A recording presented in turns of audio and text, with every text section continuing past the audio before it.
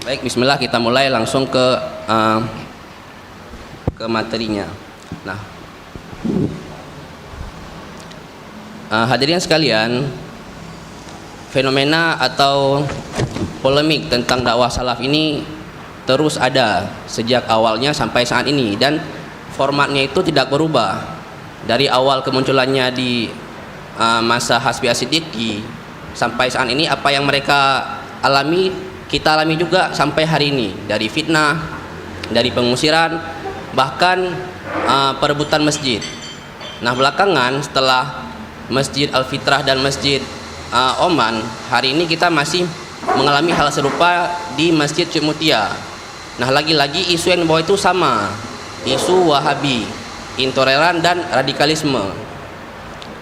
Nah, dari sana kita melihat bahwa kebencian dan mispersepsi ini terus dirawat, dan itu wajar karena kebencian perlu justifikasi teoritis dan kesalahpahaman itu menjadi hal yang paling penting untuk dirawat.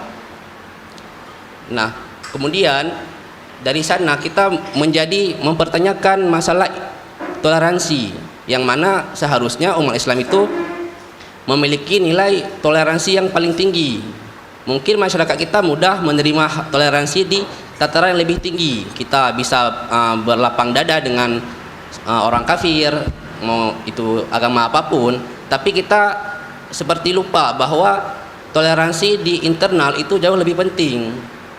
Nah, sebab bagaimana mungkin kita akan meninggalkan label seperti buih di lautan jika toleransi antar sesama saja kita susah, ya. Oleh karena itu, kajian seperti hari ini, tanya jawab dengan tema manhaj salaf, itu masih relevan dan perlu, supaya masyarakat umum atau siapapun itu bisa lebih paham tentang substansi dakwah salaf itu apa, apakah yang mereka pahami dan tuduhan-tuduhan kebanyakan orang itu benar atau keliru, sehingga ke depan kita harapkan tidak ada lagi langkah-langkah yang dibangun atas fondasi keilmuan yang keliru, karena semua hal itu akan diminta pertanggungjawabannya.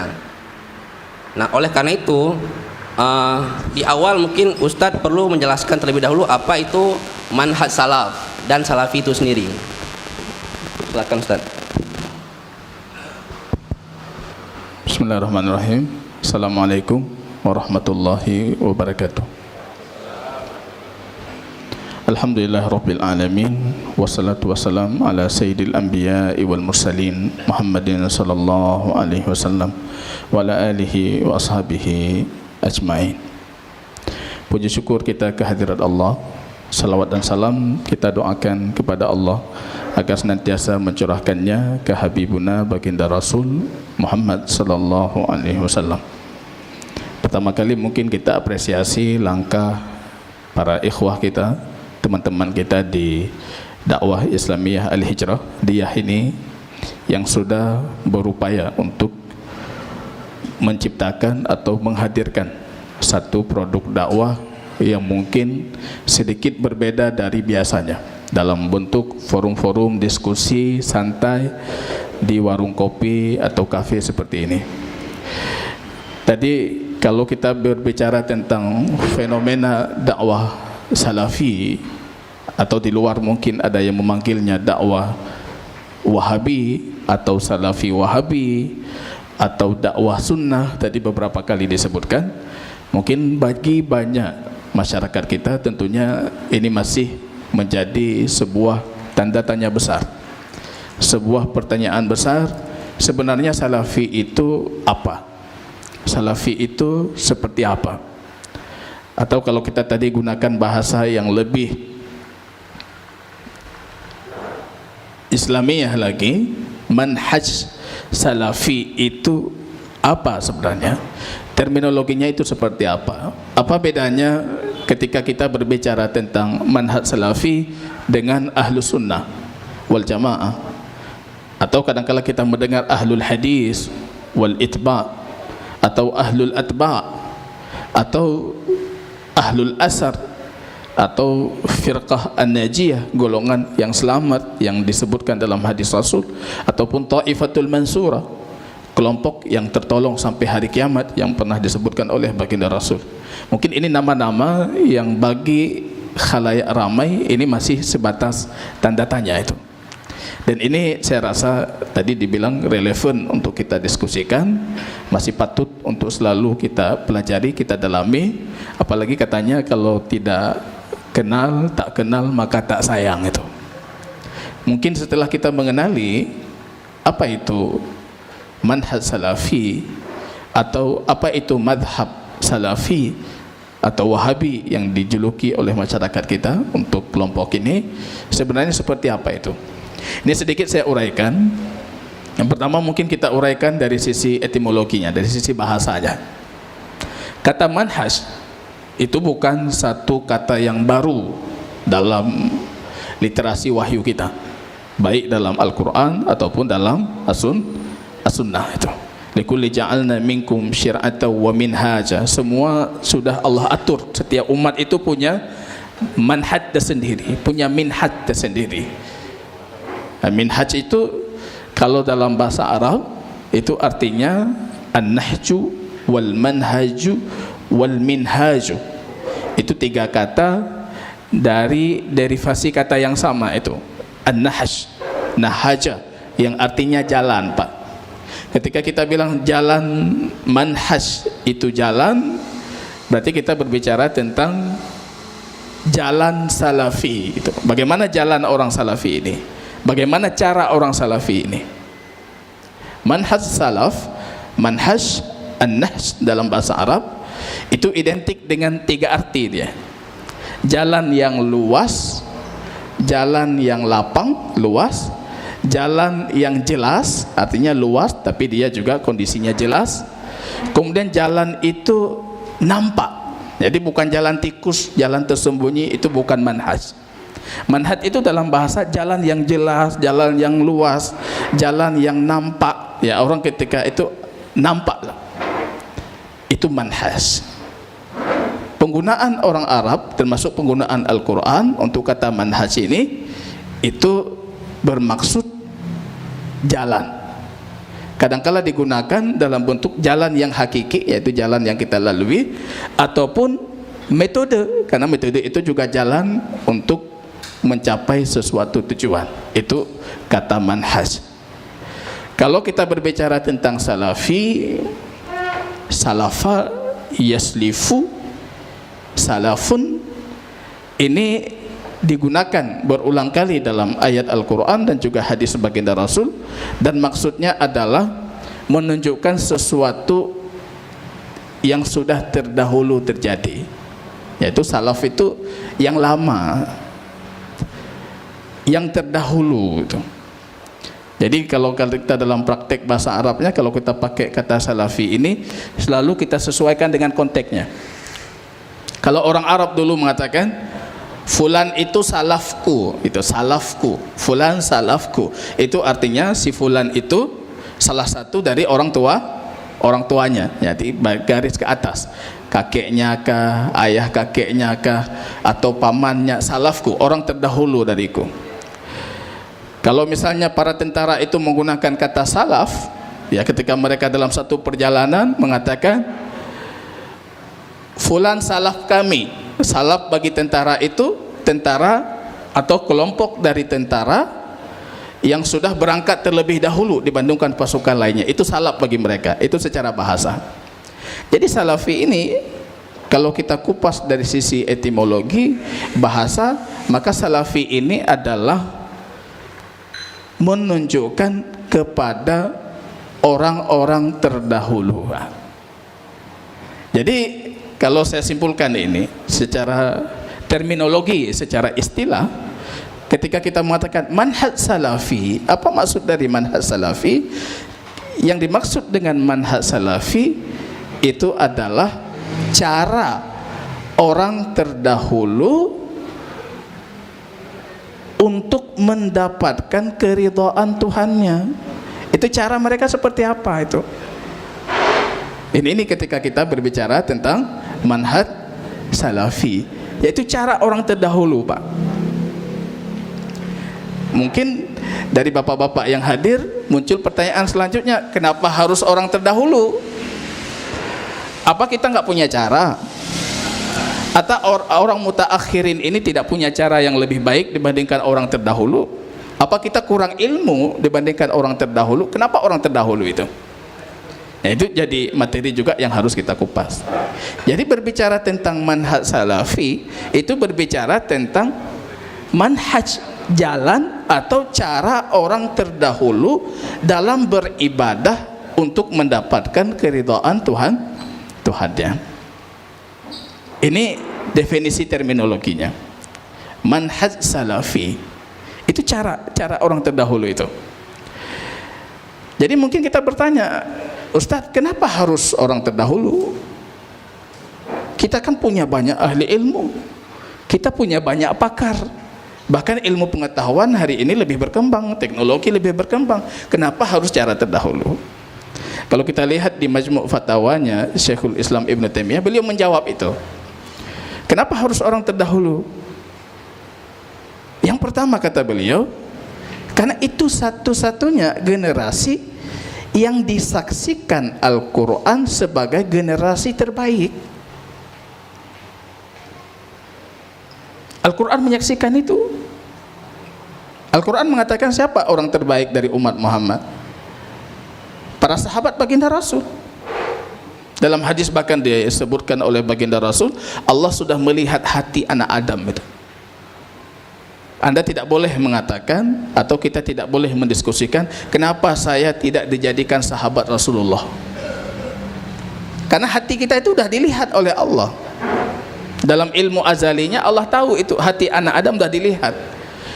Kemudian Allah pilih sebagian hati itu untuk menemani Rasulnya Muhammad sallallahu alaihi wasallam, dan hati yang terpilih itu adalah hati para sahabat.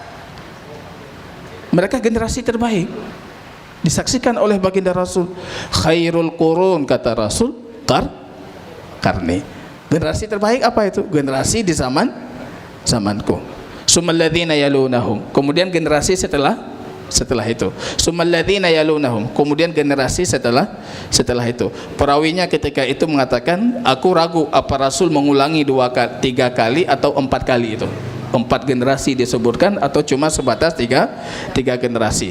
Kalau kita perhatikan literasi dari hadis-hadis yang lain menunjukkan itu adalah 3 generasi pertama yang dipersaksikan mereka adalah generasi terbaik. Ibnu Taimiyah mengatakan dalam Majmu' Fatwa, kenapa mereka terbaik? Li'annahum yushahiduna tanzil.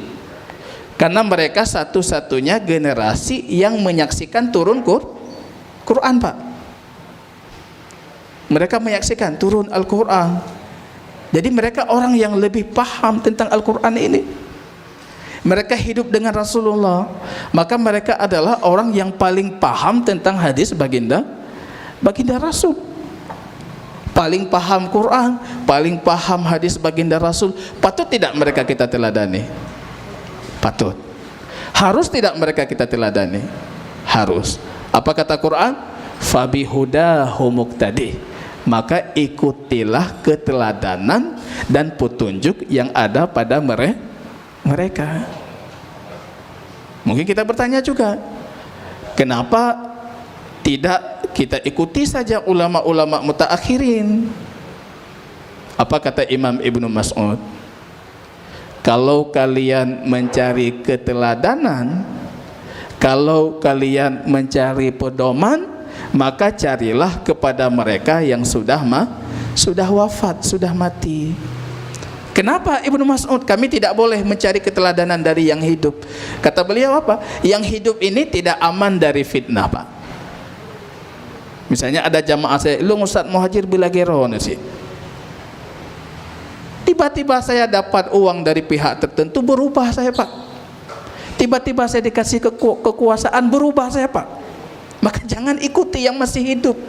Yang masih hidup tidak ada kesaksian kalau mereka akan bertahan dalam kebaikan sampai mereka menemui ajal mereka, Pak. Itu argumennya. Kenapa penting kita mengikuti orang terdahulu. Ditambah lagi kata Ibnu Taimiyah itu, Karena mereka itu afsahu lisanan.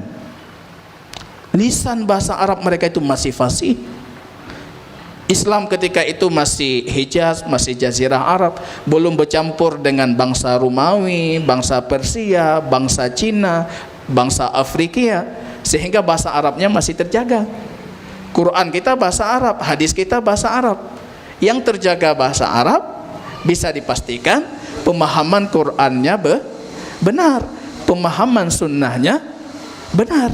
Kenapa muncul nanti ketika kita perhatikan sejarah, muncul pemikiran-pemikiran yang menyeleneh di dalam Islam? Apa kata Imam Syafi'i kita? Kata beliau, tidak ada satu bentuk kemungkaran dalam akidah, kesesatan dalam akidah yang lahir kecuali disebabkan penganutnya itu tidak memahami bahasa Arab, Pak. Ini saya bukan lagi jualan bahasa Arab, bukan. Nanti bab ujung yang Pak, bab ujung nanti lu mekat baju. Itu kita belum sampai ke bab jualan, Pak. Penting bahasa Arab itu.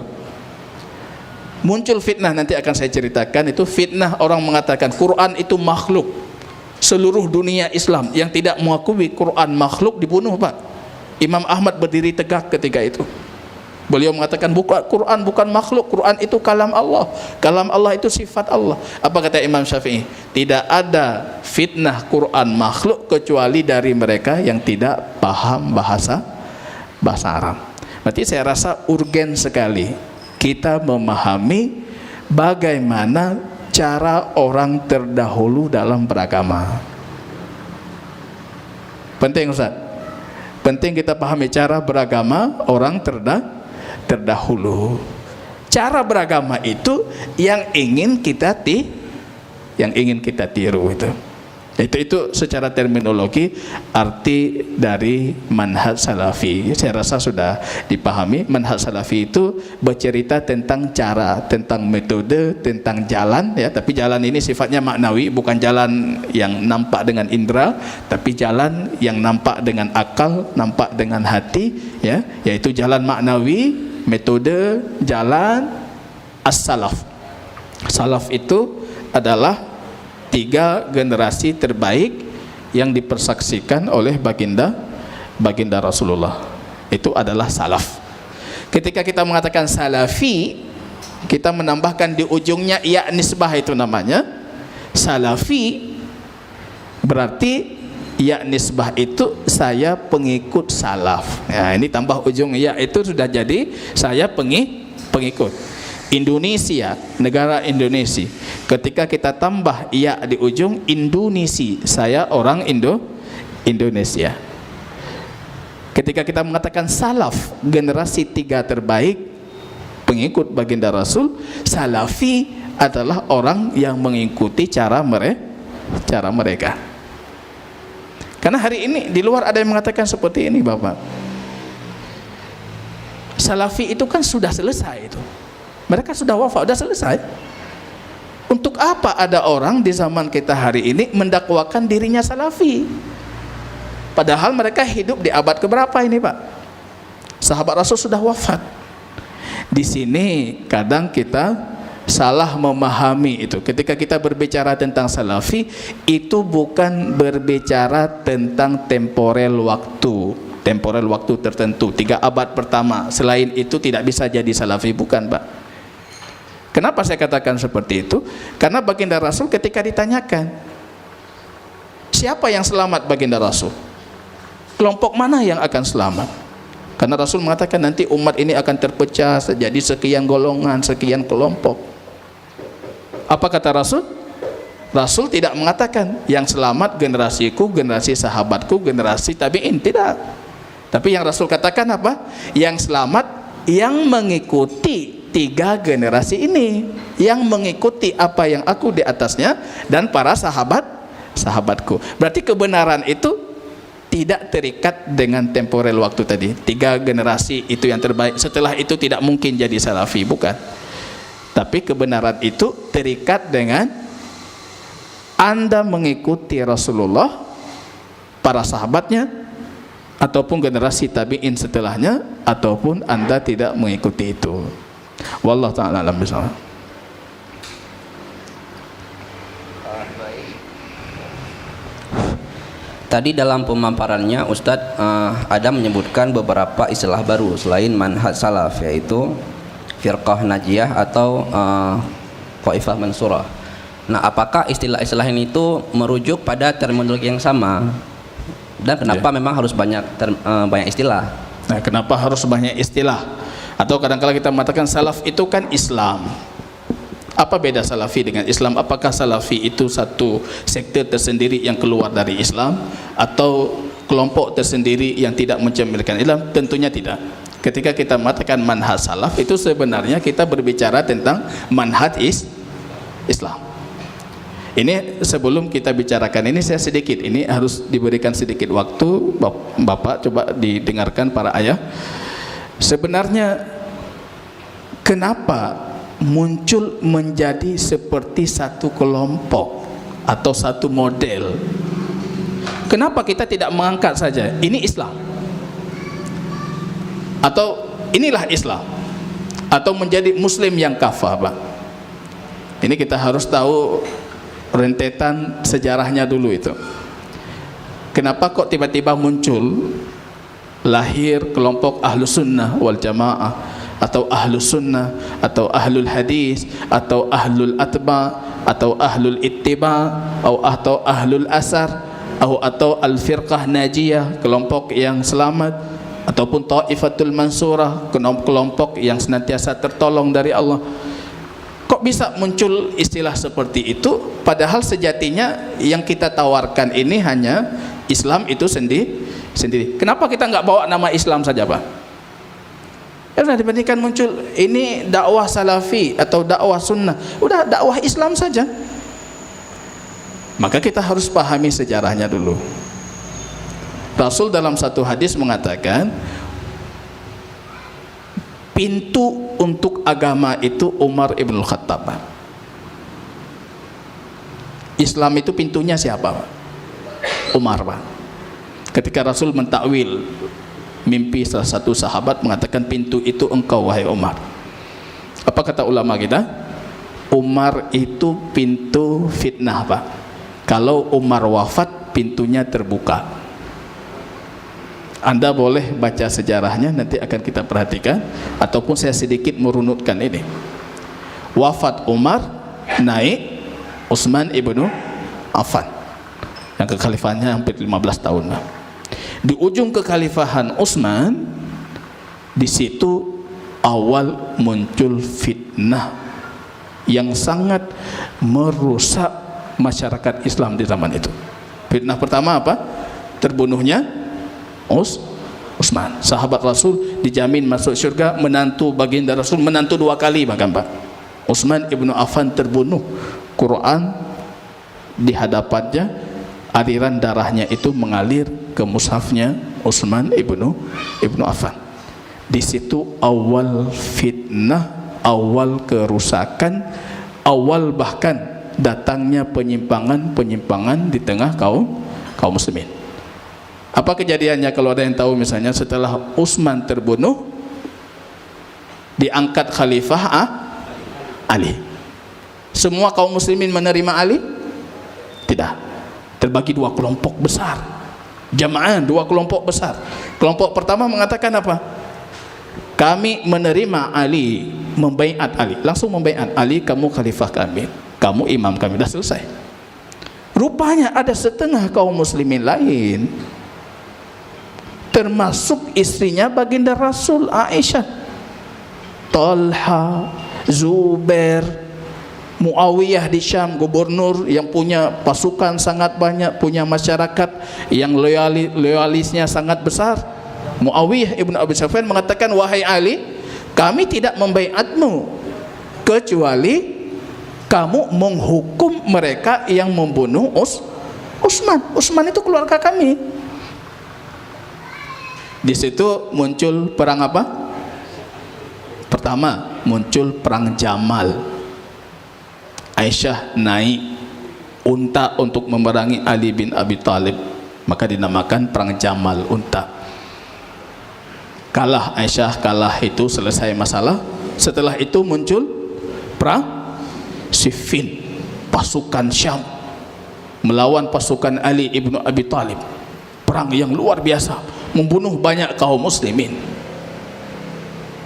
Nanti di akhir kisahnya apa yang terjadi? Ali berupaya untuk dimediasikan, ya, untuk tahkim, membuat satu pengadilan, penghakiman, supaya kaum muslimin ini tidak terpecah belah dan punya jalan keluar. Ali menerima. Akhirnya ditunjuklah dari Ali fulan Amr bin As dari sana, Abu Musa al-Ash'ari dari mewakili Ali sebagai delegasi Ali, ya, untuk berkompromi tentang hasil dari perang itu, siapa khalifah, bagaimana kelanjutannya. Ketika muncul tahkim tersebut, lahir kelompok pertama dari kubu Ali bin Abi Thalib yang mereka kita kenal dengan kelompok Khawarij. Apa kata mereka? Tidak boleh berhukum kecuali dengan hukum Allah. Lahir Khawarij. Nanti dalam sejarahnya mereka pergi ke Nahrawan itu, mencari satu tempat khusus untuk mereka, dan di situ mereka memproklamirkan genderang perang dengan Ali bin Abi Thalib, tidak menerima lagi Ali sebagai khalifah. Itu versi kanannya, Pak, atau versi kirinya. Lahir ekstremisme kanan. Khawarij sudah ada, lahir apa? Syiah datang mengatakan, enggak, Ali bin Abi Thalib itu wasiullah, wasiur Rasul, itu yang diberikan wasiat oleh Rasulullah, itu orang yang berhak jadi khalifah. Bahkan mereka berlebihan mengatakan dia lebih berhak jadi khalifah dibandingkan Umar, dibandingkan Abu Bakar. Muncul kelompok Khawarij, Pak. Rupanya di sisi lain Khawarij ini menyebarkan beragam pemahaman itu. Pemahaman mereka berhukum dengan hukum selain Allah, mereka kafir. Rentetan dari pemahaman ini apa? Muncul pemikiran pelaku dosa besar itu kafir. Khawarij yang buat dosa besar kafir, berhukum dengan hukum Allah itu dosa besar, berarti mereka kafir. Ali bin Abi Thalib kafir. Ketika pemahaman ini muncul, lahir dari kelompok sebelah pemahaman ekstrim kanannya. Oh, enggak bisa iman itu dikaitkan dengan amal. Itu namanya murji'ah. Mereka mengatakan iman itu harus dipilah, amal-amal, iman-iman. Yang ingin saya katakan, para ayah atau bapak, ini sudah lahir beragam pemikiran, beragam penyelewengan, beragam kelompok, baik didasari dari sisi politis atau dari sisi ideologis agama. Jadi saat itu harus kita pahami, untuk mengatakan Islam saja tidak cukup, Pak. Kalau Anda mengatakan saya Muslim, Khawarij mengatakan saya lebih Muslim, Murji'ah mengatakan saya lebih Muslim. Maka kita lihat dari abad pertama Hijriyah, para sahabat masih hidup, mereka sudah memunculkan satu istilah ketika itu. Istilahnya apa? Ahlus sunnah. Berarti nggak bisa cuma kita mengatakan saya Muslim, karena semua kelompok itu yang punya pemikiran berbeda-beda, mereka semuanya mengatakan saya Muslim. Siapa yang pertama kali menuturkan? Kalau kita teliti dari sisi riwayat, kita dapati yang pertama kali menuturkan lafaz Ahlus Sunnah itu Imam Ibnu Abbas, keponakan baginda Rasul, adik sepupunya baginda Rasulullah. Apa kata beliau ketika menafsir firman Allah itu, yauma tabyaddu wujuhu wa taswaddu wujuh, di hari wajah itu Allah cerahkan, di hari wajah-wajah Allah gelapkan. Nanti besok di hari kiamat ada yang wajahnya cerah, Masya Allah, ada yang wajahnya gelap. Apa kata Imam Ibnu Abbas? Ini masih di abad pertama Hijriah. Kata beliau apa? Yang wajahnya cerah besok di hari kiamat itu Ahlus Sunnah, yang wajahnya gelap itu ahlul bid'ah, Pak. Ini pertama kali secara lafzi penuturan tentang kata Ahlus Sunnah ataupun Ahlul Bid'ah. Berarti di situ sudah muncul, Pak. Ada yang menyeleweng dinamakan Ahlul Bid'ah, ada yang mengikuti sunnah baginda Rasul, sunnah para sahabatnya dinamakan dengan Ahlus Sunnah. Kalau kita teliti setelah riwayat, setelah itu nanti ada juga Imam Ibnu Sirin. yang mengatakan, ya, Imam Ibnu Sirin mengatakan, aku ketika dikabarkan salah satu, atau Ibnu Sirin mengatakan apa? Kami menerima hadis baginda Rasul sebelum itu, sebelum fitnah, ya, sebelum zaman fitnah muncul banyak penyelewengan di tengah kaum muslimin, semua yang disampaikan hadis terima, hadis terima. Tapi ketika sudah terjadi fitnah, ada pemahaman Khawarij, ada Murji'ah, ada Syiah, ketika orang menyampaikan hadis, para ulama kita bertanya, kamu dengar dari siapa? Kamu dengar dari siapa? Kamu dengar dari siapa? Jadi ditelusuri riwayatnya, ditelusuri sanadnya, Pak. Apa kata Ibnu Sirin? Kalau sekiranya yang menyampaikan ke kami itu dari Ahlus Sunnah, kami terima. Tapi kalau dari Ahlu Bid'ah, kami menolak, Pak. Rupanya istilah itu sudah digunakan. Mereka tidak mencukupkan dengan kata Islam dan Muslim saja, Pak. Karena baru-baru ini juga ada yang bertanya ke saya tuh, Ustaz Muhajir, kupu dakwah sunnah, kenapa nggak tulis dakwah Islamiyah saja? Maka di sini kita tulisnya dakwah Islamiyah. Dakwah Islamiyah Al-Hijrah. Kenapa bukan dakwah? Sebenarnya yang dimaksud dengan dakwah sunnah itu, itulah dakwah Islamiyah yang sebenarnya. Tapi kadangkala di tengah masyarakat kita, ketika kita munculkan kata Islam, saya Muslim, oh berarti kita sama ini. Jadi apa yang membedakan kita? Padahal ada perbedaan yang sangat fundamental antara sunnah dengan Syiah, sunnah dengan Khawarij, sunnah dengan Murji'ah, dengan lain-lain, Pak. Ada perbedaan sekali yang tidak bisa kita samakan, walaupun secara hukumnya kita mengatakan semua mereka itu Muslim, Pak. Maka lahir kata Ahlus Sunnah. Kadangkala disempurnakan Ahlus Sunnah wal Jamaah. Ahlus Sunnah mengikuti sunnahnya Rasul, berjamaah, mereka berjamaah, jadi bukan Ahlul Firqah. Ahlul Firqah ini dimana-mana dia suka membuat kerusuhan, suka membuat hal-hal yang mengganggu kaum muslimin, menyerang persatuan kaum muslimin, itu Ahlul Firqah. Bid'ah itu identik dengan firqah, perpecahan, sedangkan sunnah itu identik dengan jamaah, persatuan. Lahir setelah itu kata Ahlul Asar. Asar itu semua yang diriwayatkan dari baginda Rasul, dari para sahabat, dari tabi'in, itu namanya asar. Lebih umum dibandingkan hadis. Ahlul Asar berarti mereka yang mengikuti riwayat-riwayat yang tadi kita sebutkan. Lahir nama Firqah Najiyah. Sebenarnya itu nama yang diberikan oleh baginda Rasul. Akan terpecah umat ini menjadi 73 golongan, macam-macam kata Rasul. Di akhir kata beliau apa? Ada satu kelompok yang Allah selamatkan. Mereka adalah Al-Firqah Najiyah wa Ta'ifatul Mansurah, kelompok yang tertolong sampai hari kiamat itu. Dari situ kita dapati rupanya nama-nama ini secara terminologi adalah kelompok yang sama, apa?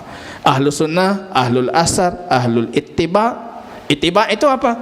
Ittiba itu dalam definisi usul fikih, Anda mengikuti satu tata cara dalam beribadah dan Anda tahu sumbernya. Itu ittiba, Pak. Kalau taklid, fanatis, itu Anda tahu pendapatnya tapi tidak tahu sumber, Pak. Kalau murid-murid saya tanyakan, kamu salat seperti apa takbirnya? Gini Ustaz, dari mana kamu ambilnya? Oh dari tungku Ustaz. Berarti Anda itu taklid. Kamu takbirnya seperti apa? Begini Ustaz, kamu ambilnya dari mana? Ada hadis Ustaz, hadis Abi Sa'id Sa'idi, Rasul sallallahu alaihi wasallam kalau bertakbir mengangkat tangan sejajar dengan bahunya. Berarti kamu itu ahlul ittiba, Pak.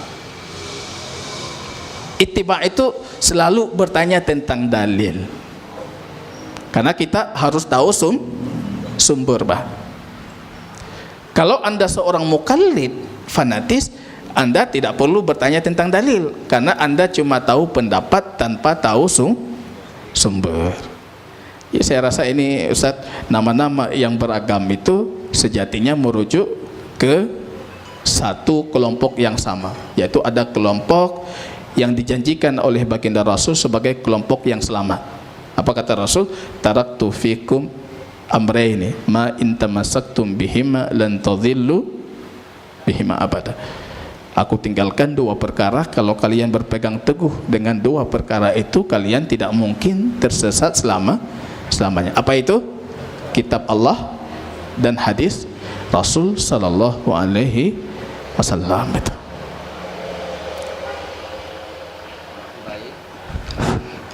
Dari penjelasan barusan kita paham bahwa ada banyak kelompok di Islam dan setiap kelompok itu mewakili nilai-nilai dan prinsip yang berbeda.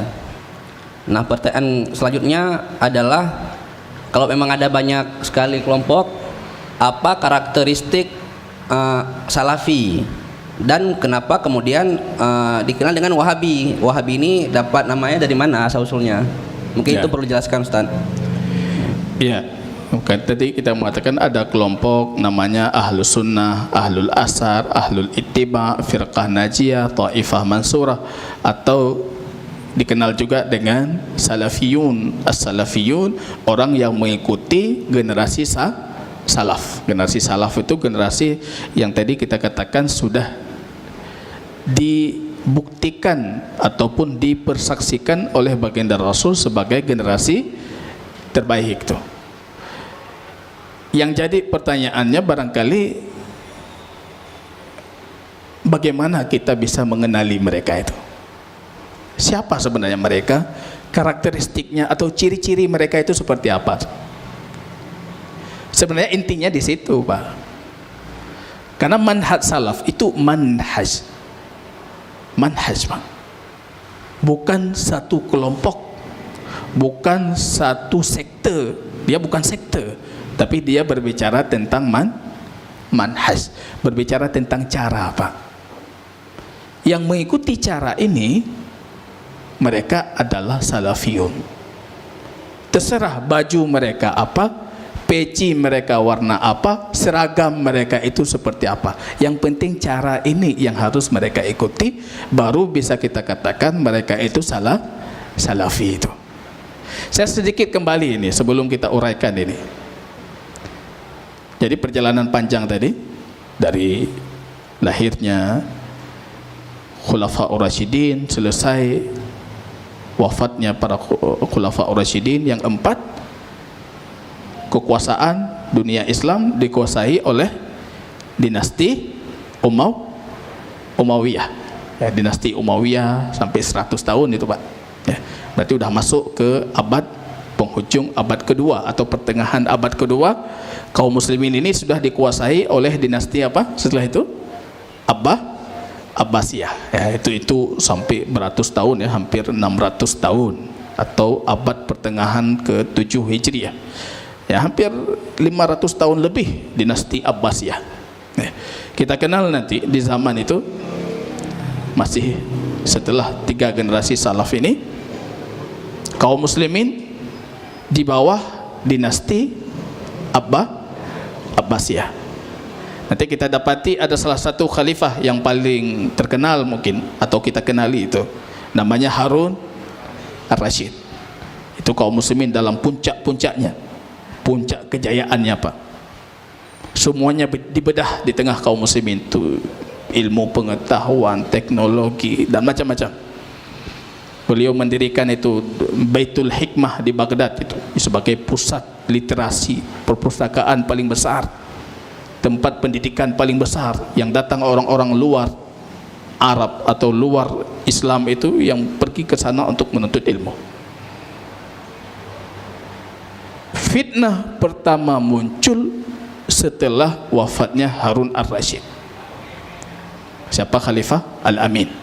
Al-Amin masih aman bermain dengan para ulama-ulama ahlu sunnah. Wafat Al-Amin diganti dengan khalifah Al-Ma'mun. Di sini sebenarnya puncaknya. Al-Ma'mun itu penasehat-penasehat sekitarnya itu hampir dipastikan semuanya pentolan-pentolan pendiri sekte Mu'tazilah. Fitnah pertama mereka di dalam dunia Islam, mereka mengatakan Quran itu makhluk, Pak. Quran itu makhluk. Di zaman Al-Ma'mun inilah beliau mengiktirafkan madhab daulah Islamiyah adalah Mu'tazilah, Pak. Orang diuji imannya di masjid-masjid, di tempat-tempat pendidikan. Kalau saya seorang guru, saya seorang pendakwah, ditanyakan, bagaimana pendapat Anda tentang Al-Quran? Kalau Anda katakan Quran itu kalam Allah, nggak boleh ngajar lagi, masuk penjara. Ada yang dibunuh, ada yang masuk penjara, ada yang luar biasa. Coba bayangkan di tengah banyaknya kaum muslimin Ahlus Sunnah yang berdiri tegak di hadapan Al-Ma'mun mengatakan Quran itu bukan makhluk. Kita ketahui dalam riwayat itu cuma 4 orang saja, Pak. Ada Ubaidillah, ada Hasan, ada Imam Ahmad ibnu Hanbal, ada sahabat karibnya itu Muhammad ibnu Nuh. Nanti coba dibaca sejarahnya. Ini sejarah bisa kita katakan sebagai kebangkitan pertama Ahlus Sunnah. Dari 4 orang ini dipaksa dipukul luar biasa itu. Duanya, Ubaidillah dan Hasan ini akhirnya dalam kondisi terpaksa, hati mereka tetap dalam keimanan Quran itu kalam Allah, tapi karena dipukul luar biasa, Pak, akhirnya mereka mengatakan Quran makhluk, dilepaskan. Tinggal Muhammad ibnu Nuh dengan Imam Ahmad ibnu Hanbal, Pak. Dalam satu perjalanan masih dalam sebagai tahanan, Muhammad ibnu Nuh wafat. Anda bayangkan tinggal 1 orang, Pak. 1 orang ini semuanya di bawah takdir Allah. Kalau orang ini tidak ada, kita hari ini pemahaman kita sama seluruh dunia, Pak. Mu'tazilah. Quran itu bukan kalam Allah. Tapi orang ini berdiri tegak. Namanya Imam Ahmad ibnu Hanbal. Beliau yang mengatakan bukan. Quran itu kalam Allah. Kalau Anda baca karya Imam Zahabi tentang biografi Imam Ahmad, menangis kita, Pak. Dipukul dengan segala bentuk penyiksaan. Hanya beliau harus mengatakan Quran itu makhluk. Imam Ahmad mengatakan, aku berhenti dipukuli, berhenti dicambuk hanya ketika aku pingsan. Kalau udah pingsan, istirahat ya. Algojonya istirahat, semua istirahat. Ketika beliau sadar kembali, dimulai lagi asapnya. Wafat Al-Ma'mun, rupanya Al-Ma'mun mewasiatkan kepada khalifah setelahnya. Namanya Khalifah Al-Mu'tasim. Apa katanya? Mu'tasim, jadikan akidah Mu'tazilah akidah seluruh kaum muslimin. Dan bunuh Ahmad. Rupanya Mu'tasim tidak sampai hati untuk membunuhnya, tapi melakukan dengan perlakuan yang sama dilakukan oleh Al-Ma'mun. Disiksa Imam Ahmad. Ganti khalifah masih dalam penyiksaan. Masuk penjara, disiksa dengan segala macam bentuk penyiksaan itu. Al-Gojonya mengatakan kalau sekiranya penyiksaan itu dilakukan kepada seekor gajah besar, maka gajah itu sudah punah. Itu kesaksian Al-Gojo ditulis oleh Imam Az-Zahabi. Kalau pukulan seperti itu, siksaan seperti itu dilakukan untuk gajah yang sangat besar, gajah itu mati. Tapi yang kami heran, Imam Ahmad nggak mati itu. Imam Ahmad ini nggak mati, kokoh beliau, tegar beliau. Wafat Mu'tasim, naik khalifah Wasik, masih sama juga. Cuma Wasik ini melihat satu fenomena sosial ketika itu, Imam Ahmad ini makin disiksa, pengikut di luarnya makin kuat. Karena orang melihat ini rupanya yang tegar di atas sunnah, di atas agama yang hak, akidah yang benar itu cuma 1 orang. Di luar itu pengikutnya luar biasa itu. Maka dia mengambil inisiatif kedua, Ahmad ini jangan dipenjara lagi, tapi dijadikan tahanan rumah. Tidak boleh berjumpa dengan siapapun manusia, tidak boleh dia salat berjamaah, kurung dia di rumah. Jadi dia jadi tahanan kota di rumah, salat jamaah nggak boleh. Kalau saya rasa Pak, posisi kita atau dai kita seperti posisi Imam Ahmad, sudah kita kudeta pemerintahnya Pak. Di luar itu jutaan manusia siap mengatakan Ahmad, apa kata Ahmad? Apa kata Ahmad, Pak? Apa kata Ahmad? Tapi Imam Ahmad tidak dibolehkan salat jamaah, ya sudah. Salat di rumah. Jadi tahanan, ya sudah. Beliau yakin sekali dengan janji-janji Allah, pasti nanti akan ada kemenangan yang akan Allah berikan. Rupanya betul, wafat Khalifah Wasik, naik Khalifah Al-Mutawakkil. Mutawakkil ini paling memfavoritkan Imam Ahmad. Coba Anda bayangkan, Anda dalam kondisi siksaan, dikeluarkan dari penjara sebagai tahanan rumah, dipanggil oleh khalifah, mengatakan, wahai Ahmad, wahai Imam, apa yang engkau inginkan aku lakukan? Pupilero. Dunia dikasih di sisi Imam Ahmad. Apa kata Imam Ahmad? Ini cobaan lebih besar. Dunia dikasih Pak Khalifah, apa yang Anda perlu? Mulai diiklankan lagi, akidah negara Islam ini adalah akidah sunnah. Di situ lahirlah karya-karya Imam Ahmad. Muncul kembali karya-karya Imam 4 madhab, Imam Nu'man ibn Thabit Abu Hanifah, Imam Malik, Imam Syafi'i, Imam Ahmad. Karya-karya Ashabus Sunan, Sunan Tirmizi, Sunan Nasai, Ibnu Majah, dan musnadnya Imam Ahmad. Hadis dicetak besar-besaran oleh dinasti Abbasiyah, disebarkan untuk kaum muslimin supaya mereka bisa memurnikan kembali agama mereka. Ini bisa, kalau bagi saya merasa ini fase pertama dari fase lahirnya kelompok salafi tadi ataupun ahlus sunnah tadi. Di fase ini ahlus sunnah sudah membentuk diri dengan ciri-ciri yang khas, punya karakteristik yang membedakan mereka dengan kelompok-kelompok yang ada di zaman itu. Mu'tazilah ada, Syiah ada, Khawarij ada, Murji'ah ada. Pemahaman-pemahaman yang menyimpang itu banyak.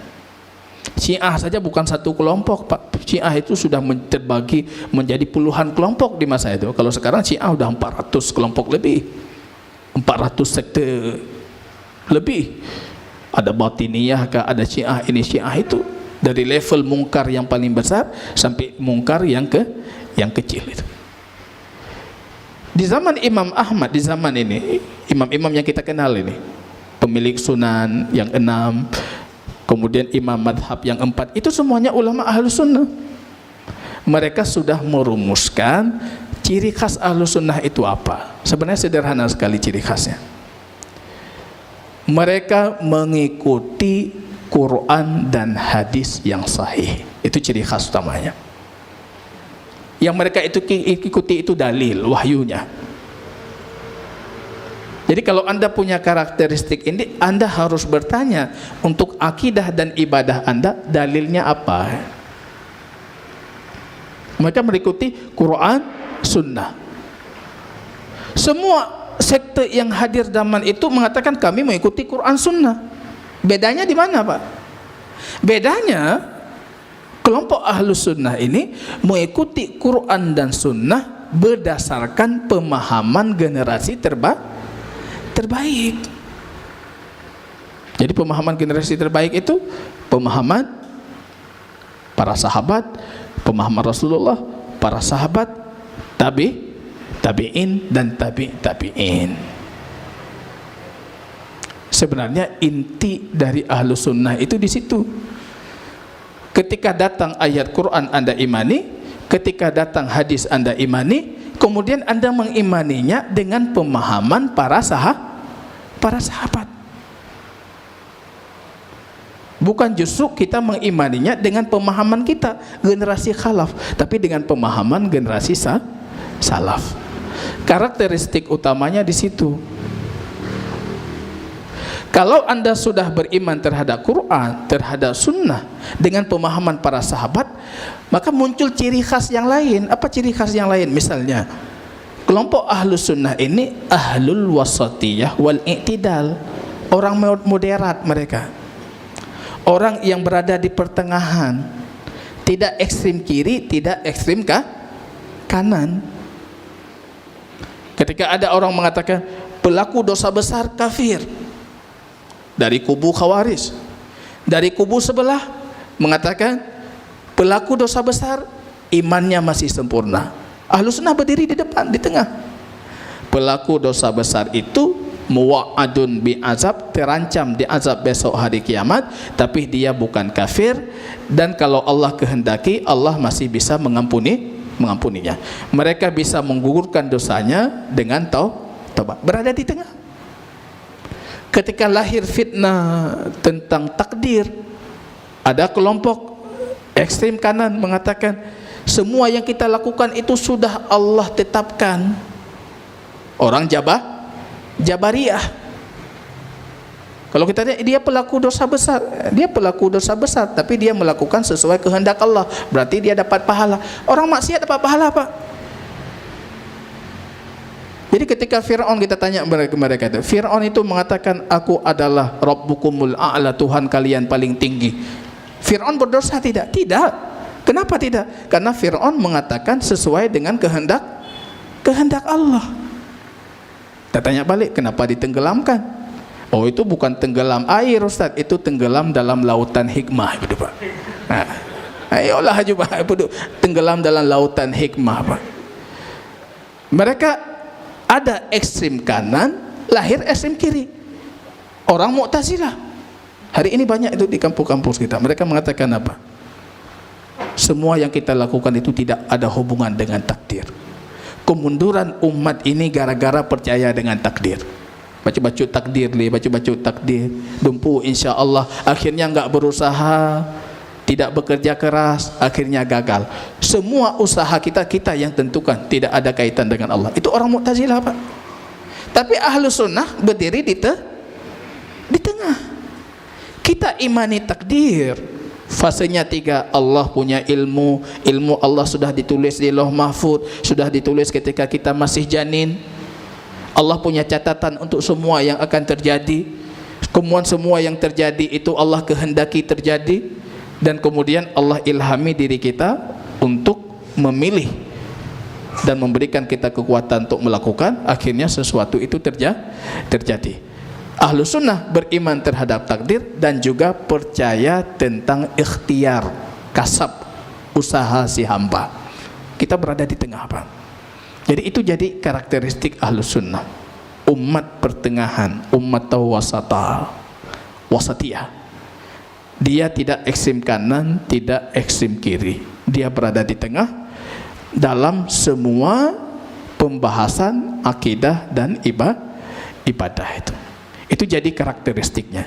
Sebenarnya intinya kembali kedua pernyataan kita yang pertama tadi. Mereka mengimani Quran, mengimani sunnah, dan memahami Quran sunnah ini dengan pemahaman generasi salaf, bukan dengan pemahaman mereka sendiri. Maka kalau kita berbicara dengan Ahlus Sunnah itu pertanyaannya selalu dalilnya apa, Ustaz? Dan ketika kita mendengar ustadz-ustadz menyampaikan, semua menyampaikan tentang dalil. Saya berceramah, ada orang bertanya, saya tidak tahu dalil, saya mengatakan wallahu alam, enggak tahu saya. Tapi ketika saya tahu dalil, saya menjawab. Karena kenapa? Keyakinan kita satu. Semua yang kita katakan tentang agama, semua yang kita buat tentang agama, kita harus tahu sumber. Baru kita menjadi ahlu al-ittiba, orang yang mengikuti sunnahnya Rasul Sallallahu Alaihi Wasallam. Mungkin seperti itu, Ustaz, ciri khas atau karakteristik ahlu sunnah itu, Ustaz. Baik Ustadz, dari beberapa pertanyaan yang telah kita ajukan barusan, saya kira wawasan kita tentang manhaj salaf itu sudah sedikit utuh. Namun mengingat waktu, perlu kita bahas tentang prinsip manhaj salaf, yaitu tauhid yang berbeda dengan kebanyakan masyarakat Aceh. Nah, manhaj salaf ini memiliki tauhid 3, Ustaz ya. Orang mengenai 3, yaitu rububiyah, uluhiyah, dan asma wa sifat. Nah, saya kira penting untuk Ustaz menjelaskan tentang yang pertama sekali apa itu tauhid uluhiyah, karena tauhid uluhiyah ini merupakan prioritas dakwah salaf, yang mana dengan itu banyak kegiatan masyarakat Aceh diklaim kesyirikan atau wasilah menuju kesyirikan. Ya. Oke, Ustaz.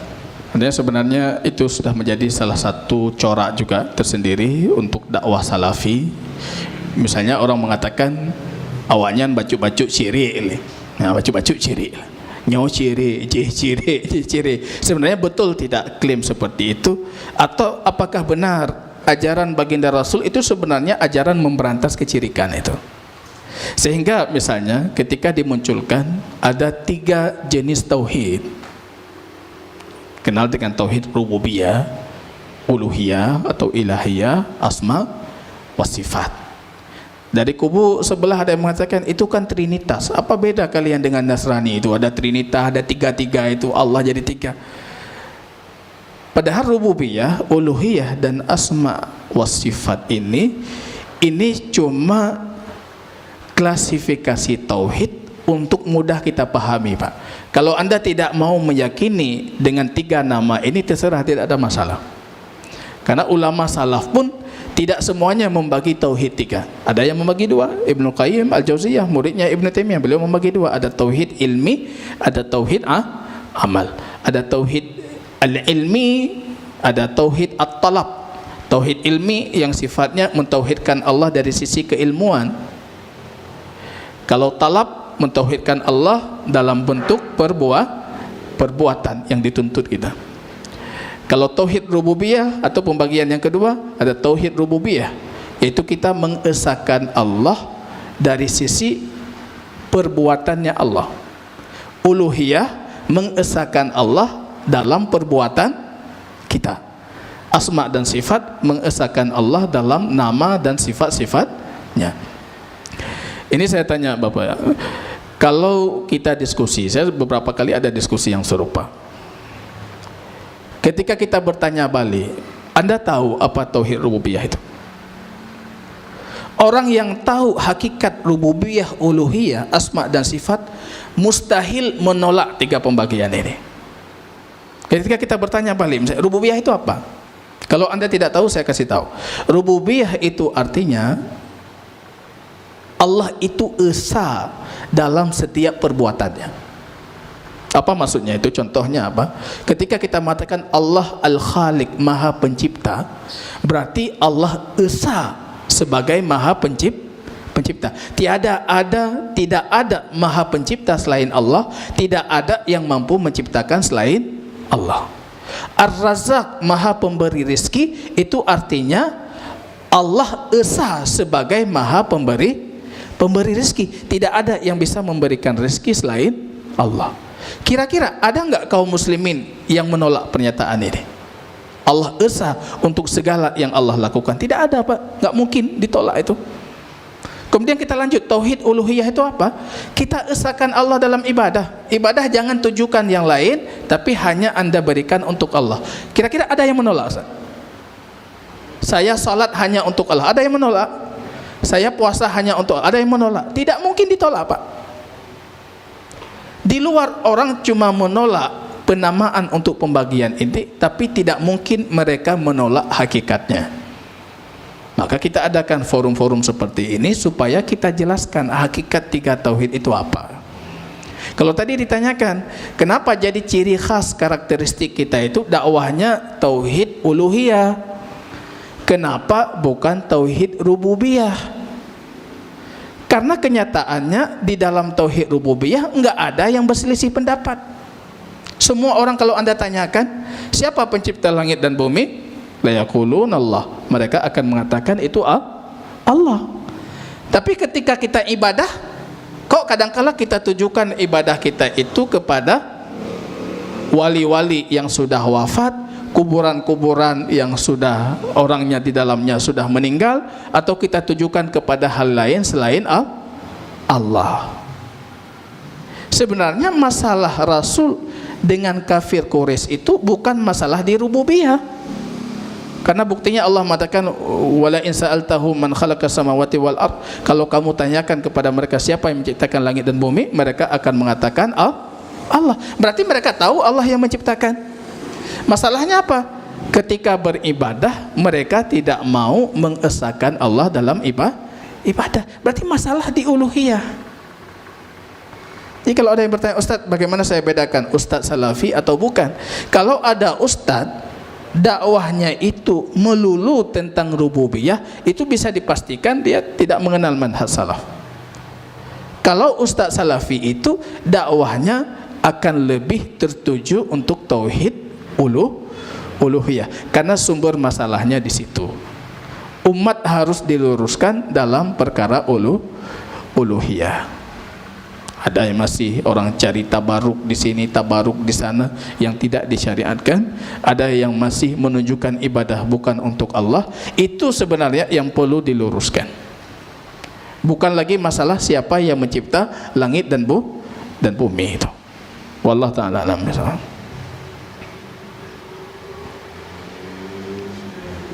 Yang terakhir Ustadz, sebelum masuk ke sesi tanya jawab dengan jamaah adalah tentang persepsi masyarakat bahwa jamaah salafi ini tidak mengkultuskan Rasulullah dan Ahlul Bait, anti selawatan, bahkan dilarang untuk berziarah ke kubur Rasulullah. Padahal slogan mereka itu kan kembali kepada Al-Quran dan hadis yang sahih. Tapi kenapa tidak mengkultuskan Rasulullah dan Ahlul Bait? Mungkin perlu diluruskan terlebih dahulu.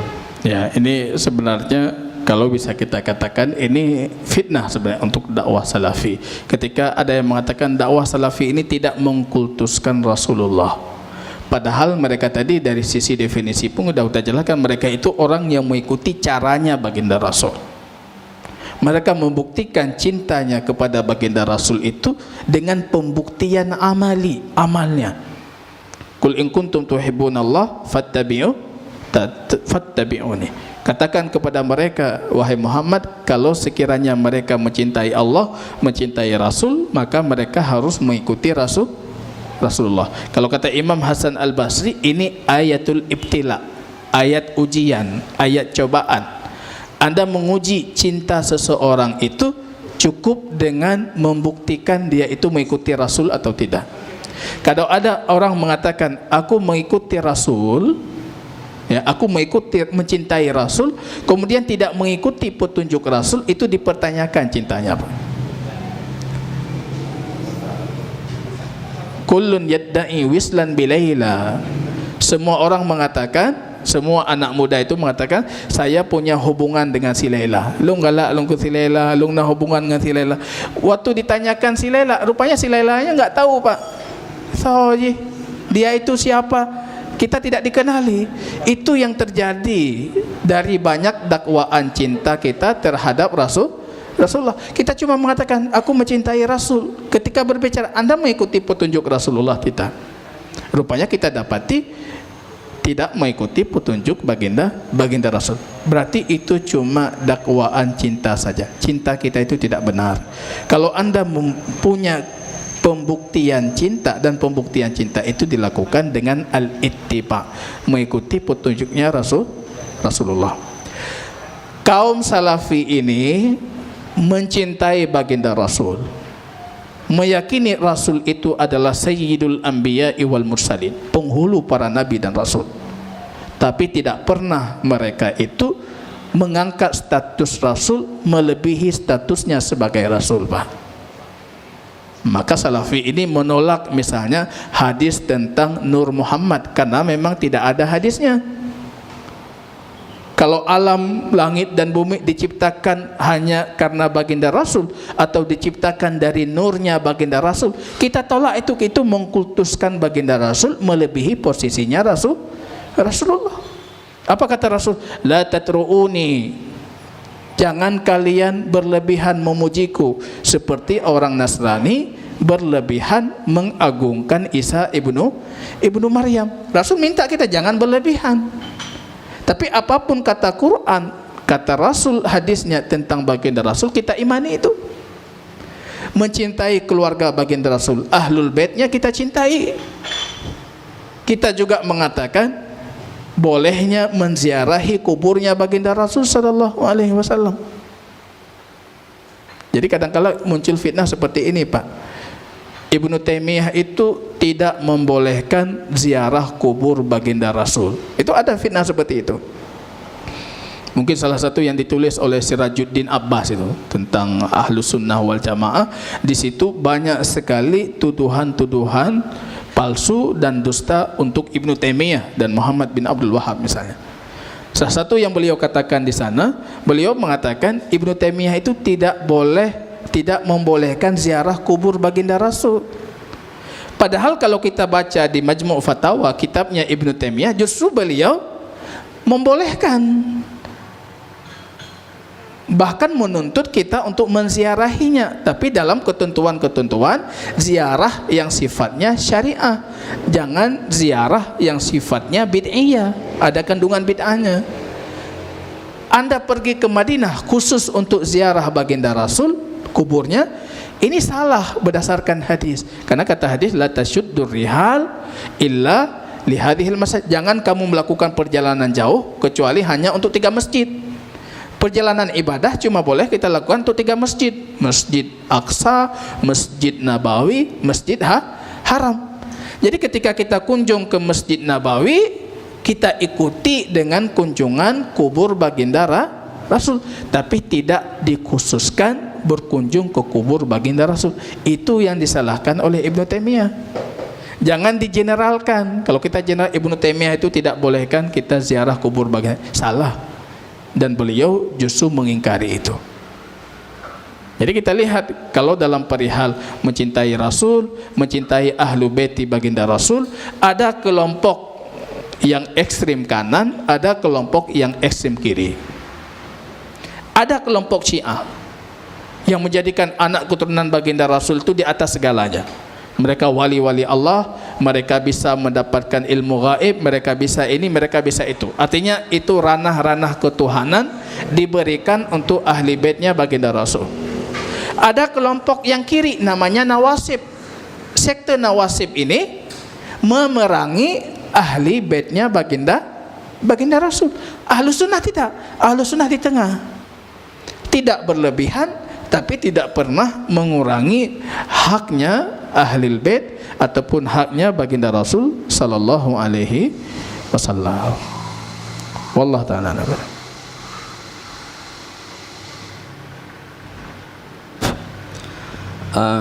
Kami kira untuk pembukaan materi sejauh ini sudah cukup. Sekarang kita mulai dengan tanya jawab antar jamaah. Mungkin bisa angkat tangan, langsung nanya dan langsung dijawab. Jadi nggak perlu ditumpuk dulu jamaah pertanyaannya. Kalau mau bertanya silakan angkat tangan.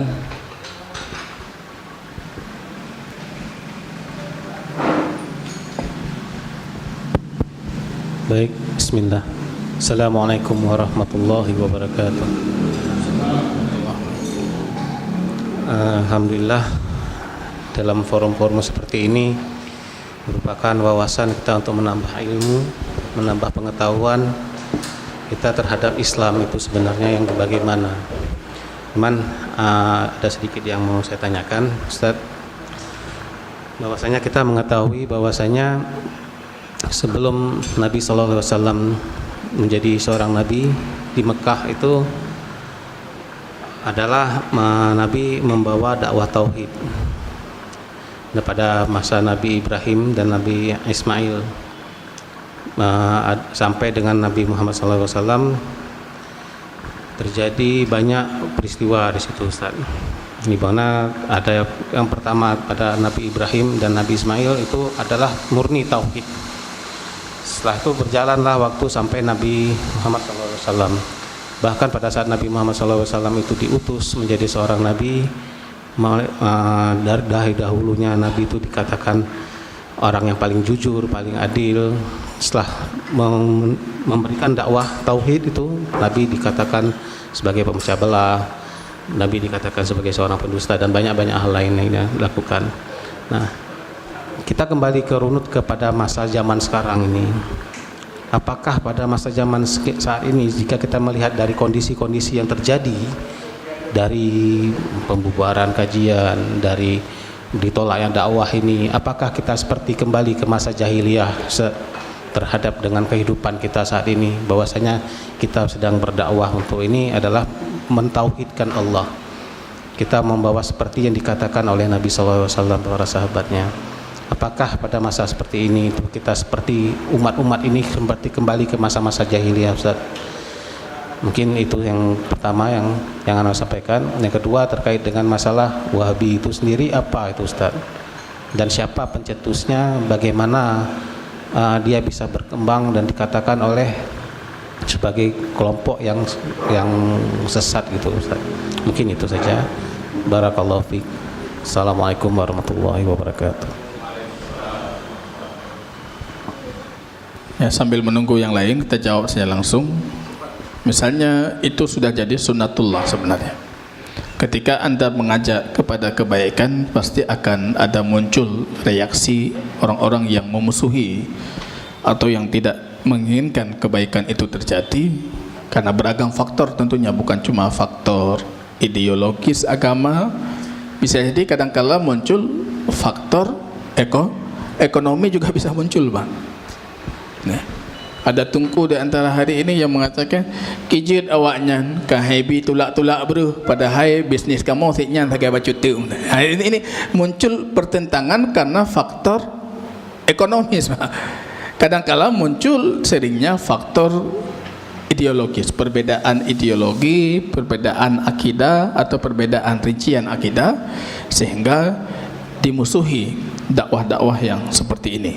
Kalau kita tadi saya runutkan kisahnya Imam Ahmad, di situ kita belajar rupanya kita belum apa-apanya yang sudah dilalui oleh para ulama sebelumnya.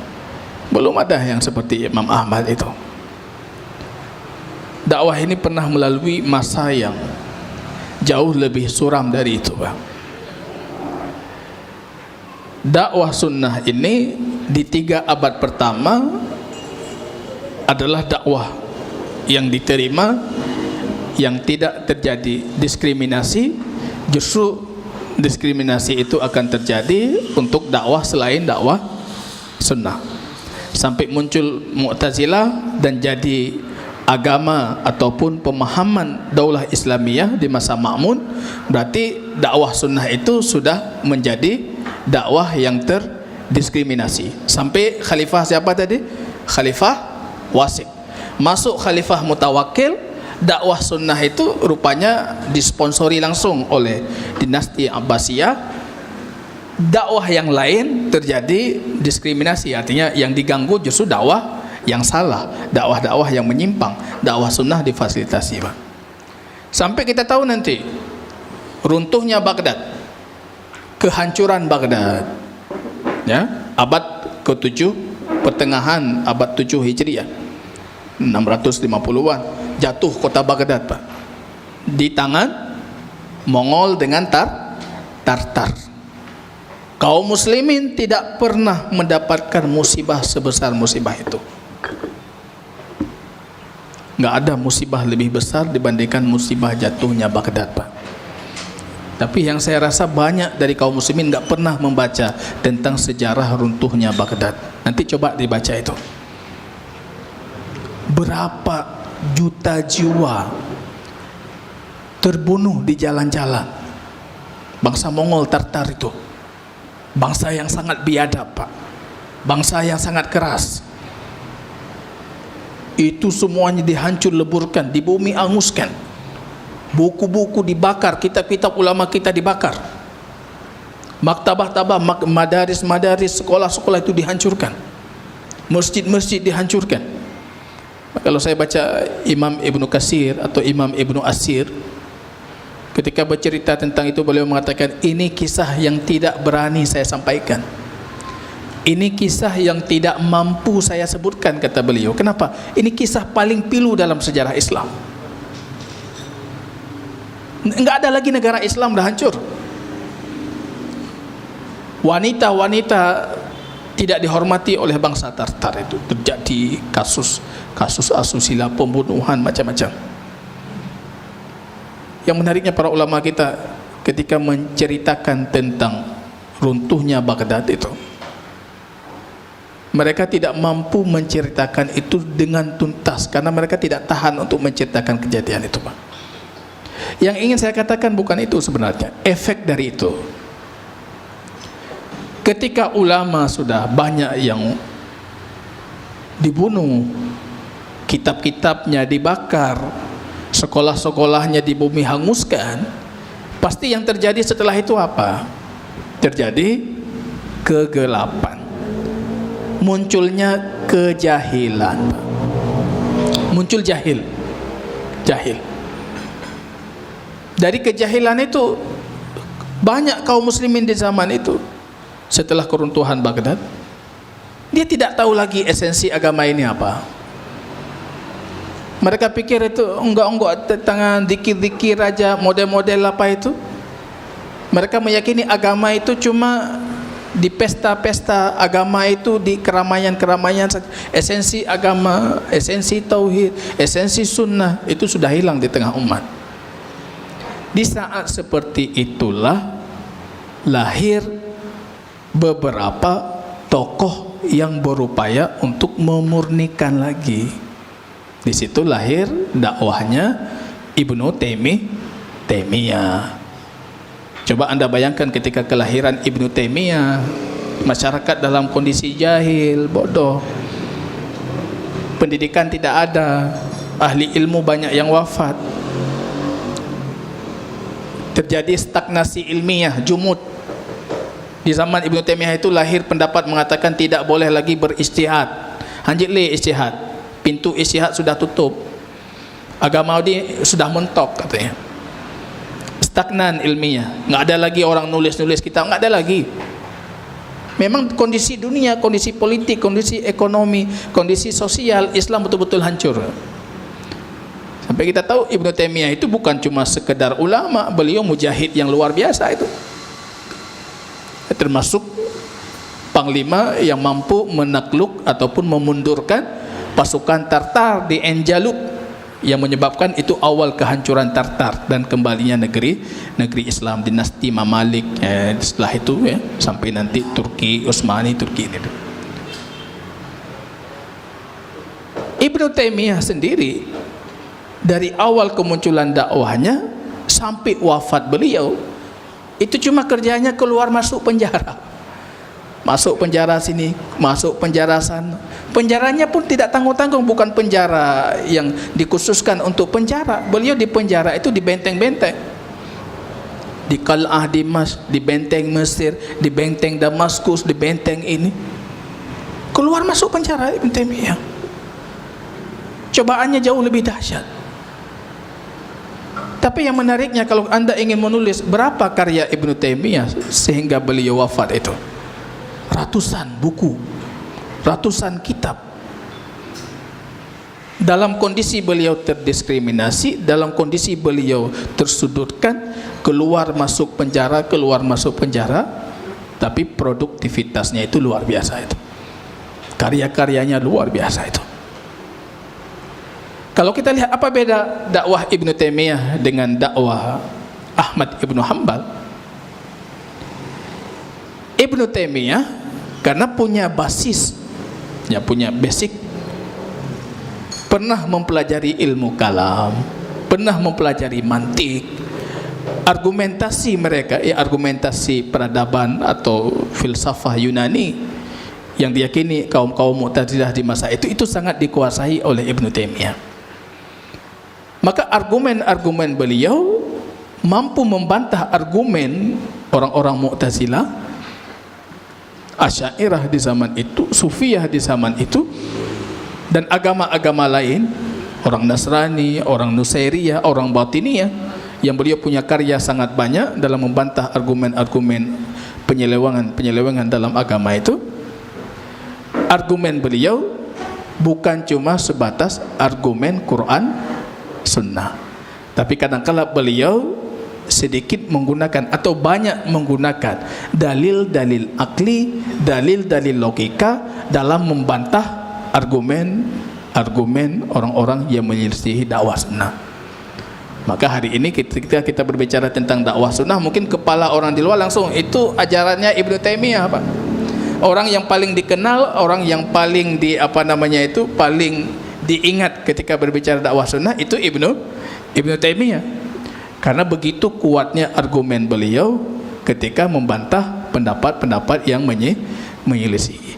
Yang ingin saya katakan, ketika Anda berada di jalan yang seperti ini, Anda didiskriminasi, Anda ditolak, Anda diusir, Anda ini, Anda itu, padahal sebelumnya baginda Rasul itu orang paling dicintai itu, dijuluki sebagai Al-Amin, yang terpercaya, As-Siddiq, yang paling jujur.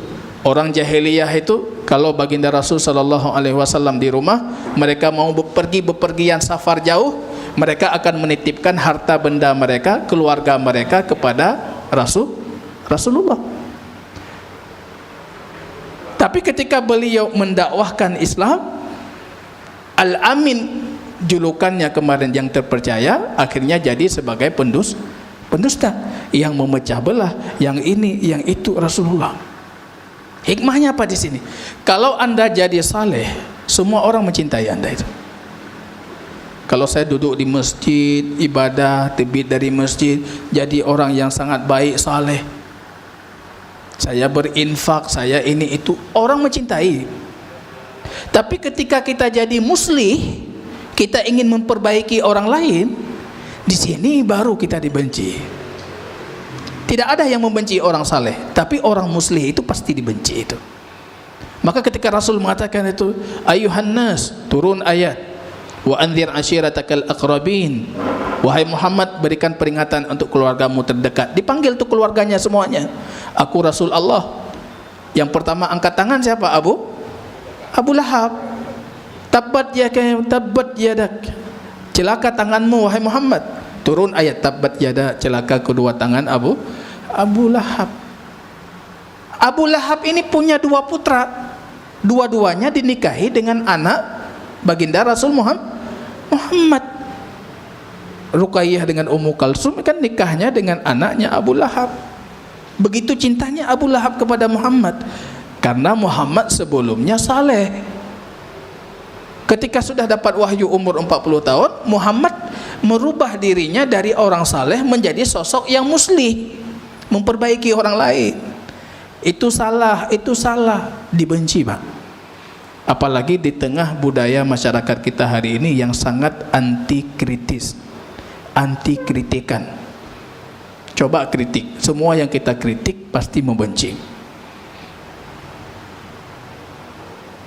Saya di sekolah ada seorang ibu wanita, saya sedang memperkenalkan ke siswa begini budaya kritis di tengah masyarakat kita. Masuk guru pertama saya, lagak tak jilbab ibu yang tinggi juga gejak. Ustaz atajuk liana barasar gebla dari Medannya aja. Masyarakat kita kalau kita puji terbang dia. Masuk guru kedua saya bilang, sangkurung cocok warna ngembaje, jilbab hana cocok ngembaje, kebudah juga. Nyendra ensat sina juga hana cocok jilbab, hana cocok baje. Jadi anak didik saya lihat, baru mereka paham memang masyarakat kita ini anti kritis. Dakwah itu sifatnya kritis. Apa perintah pertama kepada baginda Rasul? Wa anzir, bukan wa absyir. Dakwah itu kabar gembira dan peringatan, tapi perintah pertama untuk baginda Rasul, berilah peringatan, bukan beri kabar gembira, Pak. Kalau saya ceramah lucu-lucu, mandung galak. Tiuk tak mau haji je long bek lain, Pak. Nya lucu galak dah. Saya beberapa kali dapat undangan ceramah Maulid karena dianggap lucu, Pak. Ustaz, nak ceramah Maulid siap PLN kamu siap. Ha? Kijit long undang ke Maulid. Baru salu dengar ceramah Ustaz lucu tak? Ya ceramah lucu mandung galak, Pak. Tapi coba ceramah berikan peringatan. Nabi itu fungsinya bukan basiran saja, tapi basyirau wa nadhira. Pasti diskriminasi, pasti akan terjadi yang tidak kita inginkan. Dan sebenarnya kita siap untuk itu, karena kita sudah tahu fakta sejarah. Orang seperti ini pasti akan dibenci. Orang yang mendakwahkan yang benar pasti akan dimusuhi. Ya, tidak ada masalah itu. Nah, itu yang pertama. Tadi bagaimana muncul Wahabi? Sebenarnya abad kedua Hijriah itu ada satu sekte di Afrika Utara. Itu bisa di Google, bisa dilihat. Disebutkan oleh para ulama kita dalam Al-Milal wan Niha, ya, Al-Farqu bainal Firaq. Ada kelompok namanya Wahabiyah. Wahabiyah, Rustumiyah, Kharijiyah, Ibadiyah. Kelompok ini bagian dari sekte Khawarij, Ibadhi. Pemimpin kelompok ini namanya Abdul Wahhab Ibnu Rustum. Kadangkala dijuluki dengan kelompok sekte Rustumiyah. Kalau kita lihat para ulama kaum muslimin dari abad 10 Hijriah sampai abad 3 Hijriah mengkafirkan Wahabi, Pak. Wahabi itu kafir. Ada satu kitab namanya Al-Mi'yar dalam fikih Maliki. Di situ Al-Imam Al-Lukhami ditanyakan, di daerah kami ada masjid dibangun oleh kaum Wahabi, boleh tidak kami salat di masjid itu? Apa kata Imam Lukhami? Kaum Wahabi itu kaum sekte kafir dari Islam. Mereka kaum Khawarij yang membawa kerusakan di tengah umat kaum muslimin. Tidak boleh salat di masjid mereka. Mereka harus diusir, mereka harus diperangi. Ini fatwa ini kapan, Pak? Abad 3 Hijriah. Syekh Muhammad bin Abdul Wahhab lahir kapan? Abad 12 Hijriah. Kok duluan fatwa sesat keluar sebelum beliau lahir? Nah, ini harus kita luruskan. Wahabi itu bukan dakwahnya Syekh Muhammad bin Abdul Wahhab, karena namanya Muhammad, seharusnya Muhammadiyah. Karena orangnya namanya Muhammad, pengikut Muhammadiyah. Kalau pendiri Wahabi namanya Abdul Wahhab Ibnu Rustum, maka dinamakan kelompok Wahabiyah. Ini dari sisi penamaan, penyematan gelar kepada Wahabi, dan dimaksud Muhammad bin Abdul Wahhab sudah salah. Maka ulama-ulama Ahlus Sunnah dari Afrika Utara itu sangat benci Wahabi, Pak. Kadangkala mereka berpikir itu Wahabi yang sama. Kerajaan Saudi hari ini dengan Wahabi yang dikafir-kafirkan dalam kitab itu sama. Padahal perbedaan waktunya 10 abad, Pak. 10 abad.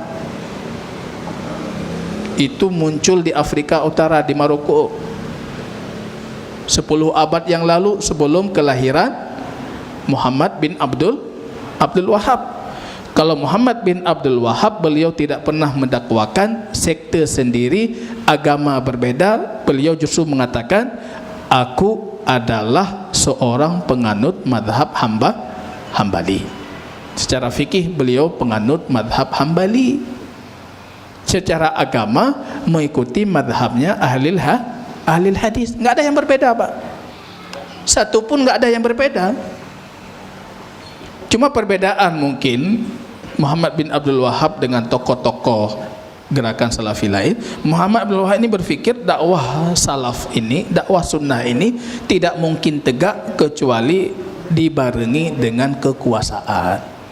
Maka beliau bekerja sama dengan Muhammad ibnu Saud sehingga lahir kerajaan Saudi Arabia pertama itu. Jadi kerajaan Saudi yang kita lihat hari ini itu kerajaan Saudi ketiga, Pak. Sudah pernah runtuh sekali, bangun lagi, runtuh sekali, sampai akhirnya datang Sultan Abdul Aziz. Ya, dari situ baru tegak. Sekarang semua anak-anaknya yang jadi raja di kerajaan Saudi Arabia. Berarti ini jaraknya 10 abad itu. Ya, dan itu julukan yang tidak tepat. Ya, karena tradisi Ahlus Sunnah ini tidak pernah menamakan diri dengan nama tokoh. Kita nggak ada nama-nama diri dengan tokoh, Pak. Kalau ajaran yang lain itu selalu dikaitkan dengan tokoh, dikaitkan dengan tempat ajaran itu muncul. Nasrani Kenapa dinamakan Nasrani, orang Nasrani itu? Karena memang lahirnya di kota Nasirah, ya, di Yerusalem, di tempat kelahirannya Isa. Yahudi, kenapa? Salah satu keturunannya Yahuda. Mu'tazilah, karena mereka punya satu prinsip i'tizal, membedakan diri mereka dengan Ahlus Sunnah, maka dinamakan dengan prinsip itu. Qadariyah, karena mereka punya masalah dengan takdir. Jabariyah, karena mereka punya masalah dengan takdir. Jadi namanya, akidah yang menonjol itu dijadikan nama atau pemimpin mereka. Al-Karamiyah, karena pemimpinnya Al-Karami. Al-Asy'ariyah, karena pemimpinnya Abul Hasan Al-Asy'ari. Jadi semuanya dikaitkan dengan tokoh, dikaitkan dengan tempat, dikaitkan dengan pemikiran. Kalau Ahlus Sunnah tidak, dia dikaitkan dengan ajaran utamanya, yaitu sunnahnya, Islamnya. Jadi ketika kita mengatakan Wahabi, itu bukan tradisi sunnah menamakan diri dengan nama pemimpin, karena petunjuk dalam agama kita tidak terikat dengan orang, tapi terikat dengan petunjuk itu sendiri, yaitu Quran dan hadis.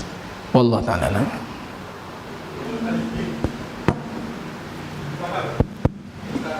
Terima kasih, Ustaz. Assalamualaikum warahmatullahi wabarakatuh. Bapak Ustaz, kami sebagai orang yang paling rendah ilmunya dalam sunnah di kalangan masyarakat, kami ingin nasihat dari Ustadz bagaimana kami bersikap di dalam masyarakat, karena menyangkut kadangkala kita diklaim sebagai kelompok eksklusif. Artinya eksklusif ini sebetulnya muncul ketika antara ibadah dan muamalah itu dikait-kaitkan selalu. Artinya kita di satu sisi sholat berjamaahnya selalu tepat waktu di masjid, tapi kadangkala kita meninggalkan hal-hal yang sifatnya muamalah. Misalnya, maaf ya Ustaz ya, kalau kita ada duduk di warung kopi semuanya berjubah dalam satu meja, tidak campur. Ini mungkin pandangan-pandangan yang mengatakan kita ini adalah eksklusif.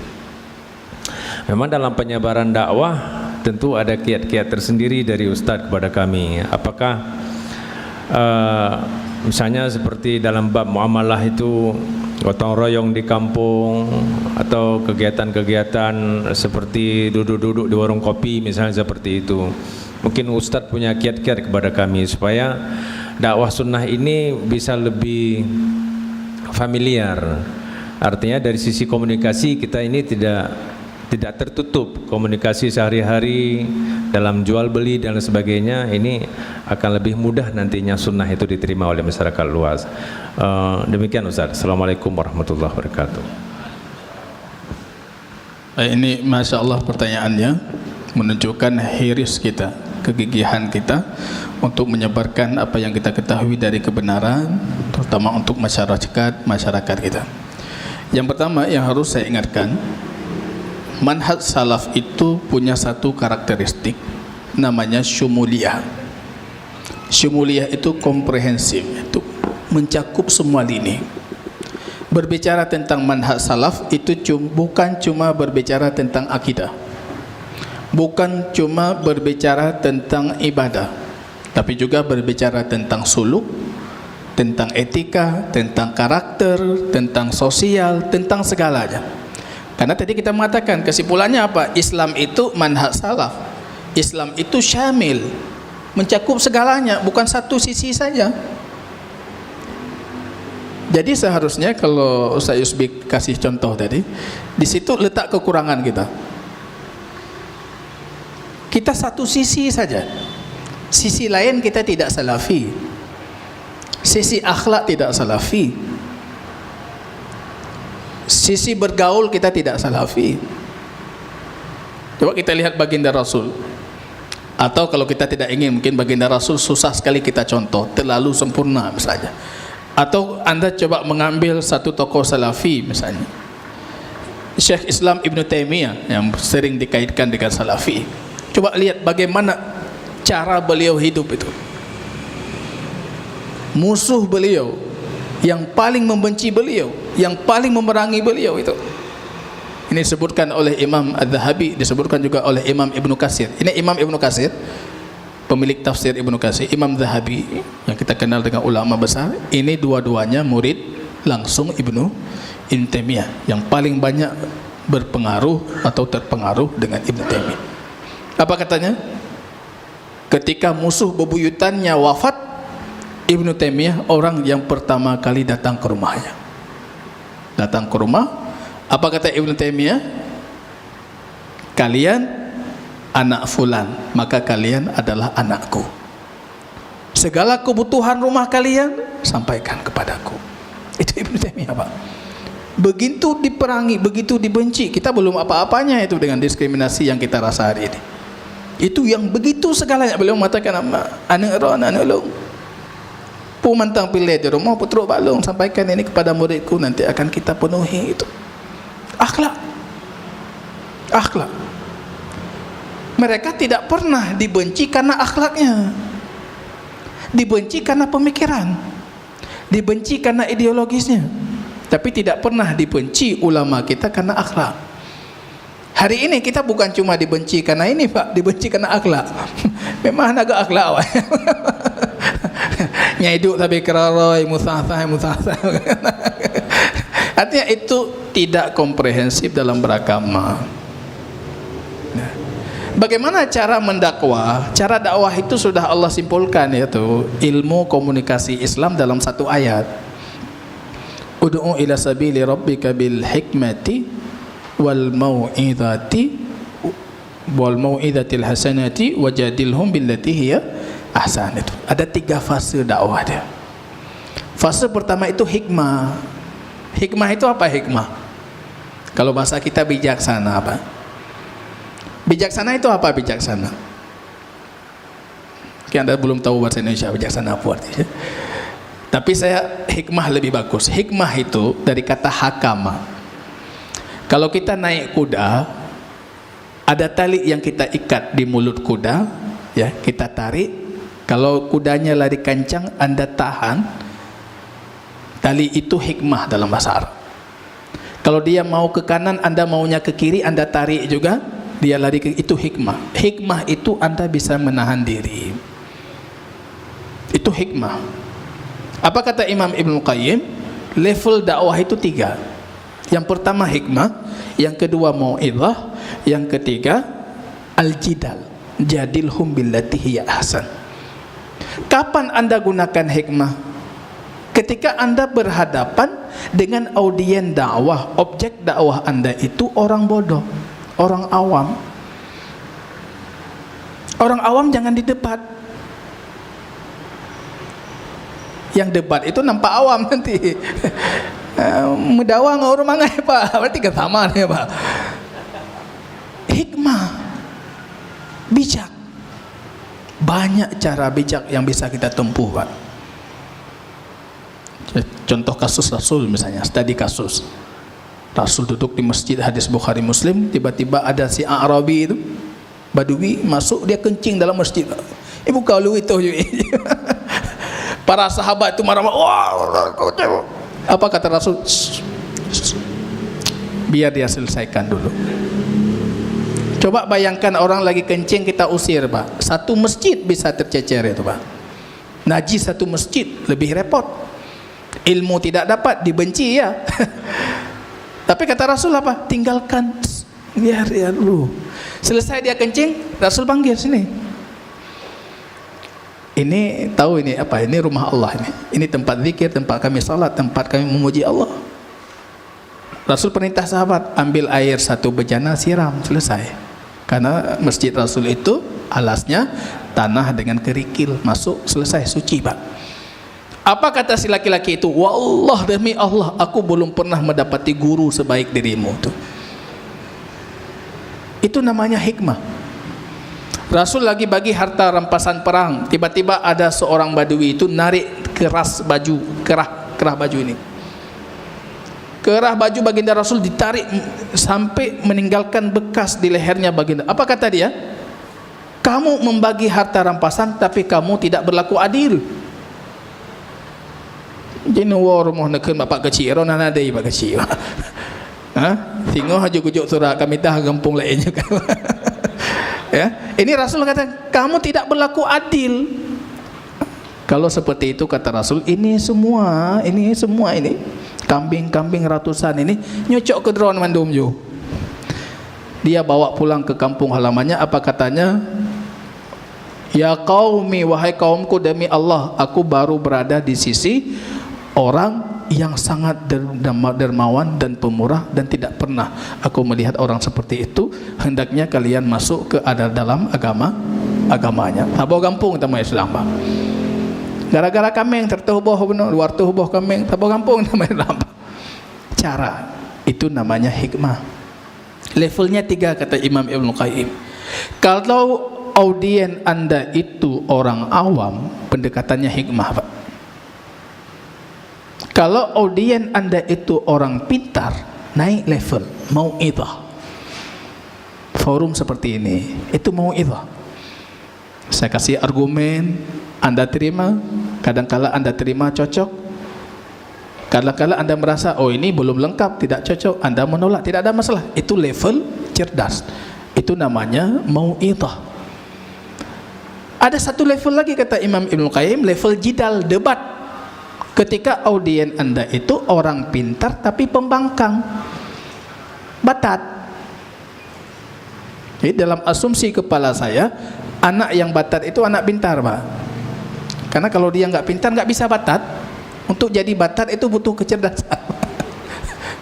Nah, nekmit icabut, pagi di jam 11 malam kita ke sini, keluar lewat sini, itu berarti anak pintar dia. Karena bisa mendesain seperti itu pelanggaran, dan tidak bisa didesain kecuali oleh orang pintar.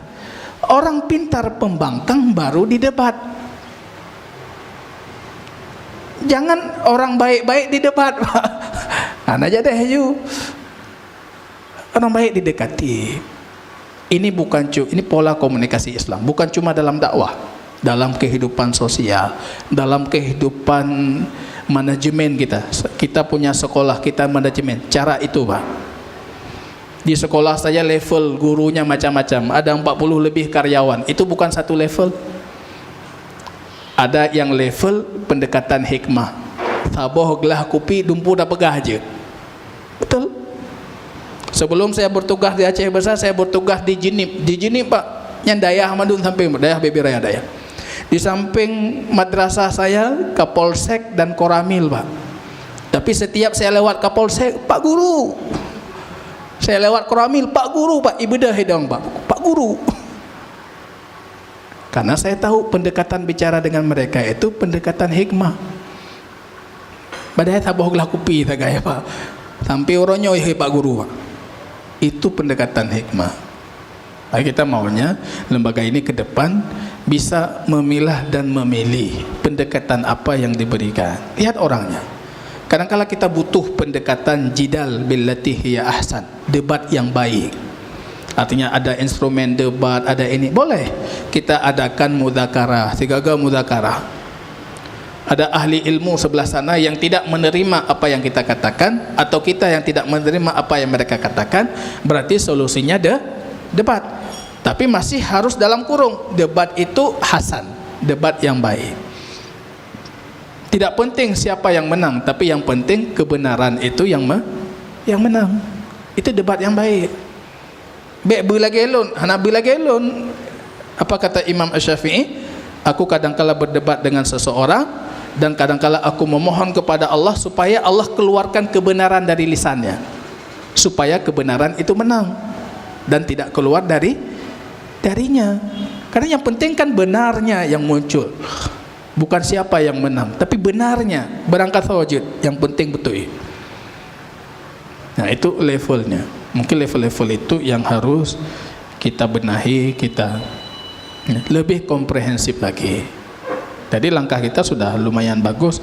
Artinya kita memilih cara-cara yang berbeda, pendekatan-pendekatan yang berbeda untuk bisa memunculkan model-model dakwah yang berbeda di tengah umat. Wallahu ta'ala a'lam. Saya Ustaz ya. ada satu ungkapan Ustaz, atau kata-kata lah, apalah arti sebuah nama, kata Ustaz. Sebab ketika kita menamakan diri sebagai kelompok salaf, padahal kami melihat pemahaman yang seperti Ustaz sampaikan tadi, menyandarkan diri kepada Al-Quran, kepada hadis Nabi dengan pemahaman para sahabat, itu juga dipakai umpamanya seperti di Muhammadiyah, Al-Irsyad ataupun Persis umpamanya. Sama Ustaz. Ya, walaupun mungkin secara fikih mungkin ada perbedaan di sana sini. Jadi kami melihat seolah-olah dengan adanya penamaan-penamaan ini malah kita menjadi semakin terkotak-kotak Ustaz. Bukan hanya sekedar terkotak-kotak, bahkan ada sentimen-sentimen negatif yang muncul di antara kelompok-kelompok itu. Padahal secara dasar kami melihat ada kesamaan ya Ustaz. Ini mungkin perlu Ustaz jelaskan. Kemudian satu lagi Ustaz, juga perihal nama nih Ustaz. Secara bahasa pemahaman kita yang memahami agama berdasarkan Al-Quran, hadis dan pemahaman sahabat, itu memang lebih cocok dengan Ahlus Sunnah wal Jamaah, yang mengikuti sunnahku dan sahabat-sahabat atau jamaahku gitu Ustaz. Atau seperti yang ketika Rasulullah menjawab pertanyaan para sahabat ketika ditanya mana yang benar di antara 73 firqah yang sesat, maka Nabi menjawab yang aku dan sahabatku berada di atasnya, namanya Ustaz. Jadi bagaimana kemudian kata-kata Ahlus Sunnah wal Jamaah ini kok menjadi pegangan orang-orang Ahlul Bid'ah malah Ustaz. Bahkan kita yang dianggap bukan Ahlus Sunnah, mereka yang getol sekalinya yang Ahlus Sunnah adalah yang mekunut, yang nyo, yang jenya, nyangka yang Ahlus Sunnah. Ini bagaimana kok bisa bergeser begitu rupa Ustaz? Mohon penjelasan. Bagus Ustaz, yang ada dua tadi saya tangkap. Yang pertama sebenarnya mungkin masuk Ustaz, gerakan Salafi ini kan sudah ada dan banyak, itu beragam-ragam ya, walaupun dengan nama-nama yang berbeda kita kenal hari ini. Misalnya ada Muhammadiyah, ada Persis, ada yang lain-lain mungkin. Yang pertama harus kita luruskan dulu, bukan sekedar apa arti sebuah nama. Nama itu penting Pak. Menyana orang ihai kelon kan ngenan lon bengeh tidak ya. Tiba-tiba dia panggil kita bukan dengan nama kita, marah juga kita Pak. Artinya nama itu, maka dalam bahasa Arab nama itu ism itu dari kata sumu atau dari kata simah.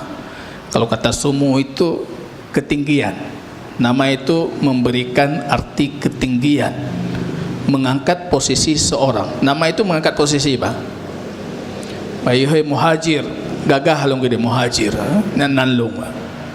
Tapi menjadi selewengkan sedikit nama saya, itu jadi ejekan dan olok. Artinya nama itu penting, dan Islam pun memberikan perhatian besar tentang nama. Maka nama itu menjadi salah satu diskusi akidah. Mukmin itu nama, kafir itu nama. Jadi bukan sembarangan kita bisa kasih nama gitu, bukan. Artinya nama itu penting, bukan tidak penting sebuah nama, ya, itu penting. Kalau kita melihat misalnya banyak yang terpengaruh dengan dakwah salafiyah yang diprakarsai mungkin di abad ke-12 itu oleh Muhammad ibn Abdul Wahhab di Saudi Arabia. Kan tentunya banyak sekali itu gerakan-gerakan Islam seluruh dunia terpengaruh. Salah satunya misalnya kalau kita bicara di Afghanistan ada Jalaluddin Al-Afghani dan ada muridnya Muhammad Abduh. Itu kan mereka terpengaruh juga dengan dakwahnya Syekh Muhammad bin Abdul Wahhab. Walaupun tidak murni persis seperti dakwahnya Syekh Muhammad bin Abdul Wahab. Kadangkala Muhammad Abduh dengan Jalaluddin Al-Afghani ini sedikit banyaknya mengambil retorika dan logika orang-orang Mu'tazilah.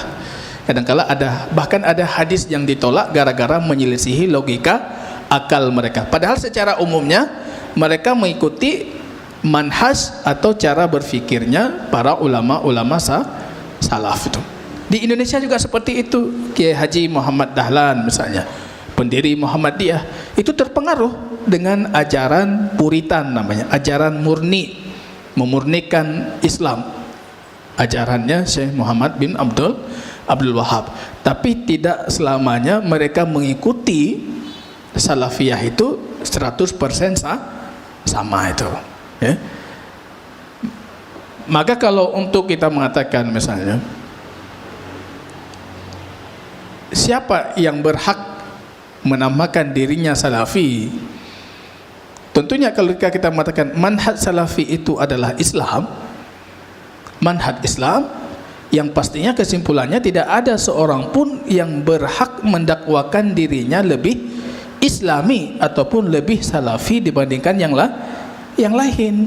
Karena ini manhaj Islam secara komprehensif. Siapa yang bisa mendakwakan saya berada di titik Islam itu sempurna sekali? Enggak bisa. Kita kurang di sini, kurang di sana, kurang di macam-macam, dan semua kita punya kekurangan itu. Makanya dalam perkembangannya di fase awal ketika dinamakan Ahlus Sunnah, yang dimaksud dengan Ahlus Sunnah itu selain Syiah, apapun kelompok, apapun sekte, maka itu Ahlus Sunnah. Itu Ibnu Taimiyah berulang kali menyebutkan definisi itu dalam Majmu' Fatawa. Ahlus Sunnah itu siapa? Selain Syiah. Mu'tazilah Ahlus Sunnah, Ahlus Sunnah. Asy'ariyah Ahlus Sunnah, Ahlus Sunnah. Khawarij Ahlus Sunnah, Ahlus Sunnah juga. Selama Anda bukan Syiah, maka Anda Ahlus Sunnah. Itu definisi umum. Tapi beliau menyebutkan juga ada definisi khusus untuk Ahlus Sunnah. Definisi khusus itu adalah mereka yang mengikuti sunnah ini secara terperinci, bukan cuma di konsep umum, tapi bahkan di konsep rinciannya mereka mengikuti ajaran Ahlus Sunnah. Itu Ahlus Sunnah secara khusus. Ciri khasnya apa? Mengedepankan Quran dan Sunnah di atas segalanya, mengimani hujjah Quran, hujjah Sunnah, hujjah ijma', hujjah qiyas. Memahami Quran Sunnah dengan pemahaman para sahabat. Mereka meyakini tidak ada kontradiksi antara wahyu dengan akal. Ahlus Sunnah meyakini itu tidak ada kontradiksi. Jadi untuk rincian di situ baru kita namakan Ahlus Sunnah secara khusus. Dan itu bukan kelompok yang bisa kita tunjuk, kelompok fulan Ahlus Sunnah, yang lain bukan. Itu bukan. Itu manhaj. Manhaj artinya cara. Kalau Anda mengikuti cara ini secara sempurna, berarti Anda Ahlus Sunnah lebih sempurna dibandingkan yang mereka mengikuti secara tidak sempurna. Mendakwakan saya lebih salafi, saya lebih sunnah, itu tidak mungkin. Sama dengan Anda mendakwakan saya lebih Islami. Islam ini kan bukan cuma berbicara tentang sifat Allah, bukan cuma berbicara tentang pelaku dosa besar hukumnya apa, imamah, kepemimpinan dalam Islam, bukan cuma itu. Islam itu komprehensif.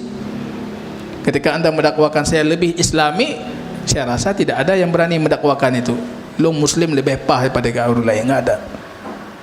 Tapi kita selalu berikhtiar, berusaha untuk menjadi Ahlus Sunnah yang khusus tadi.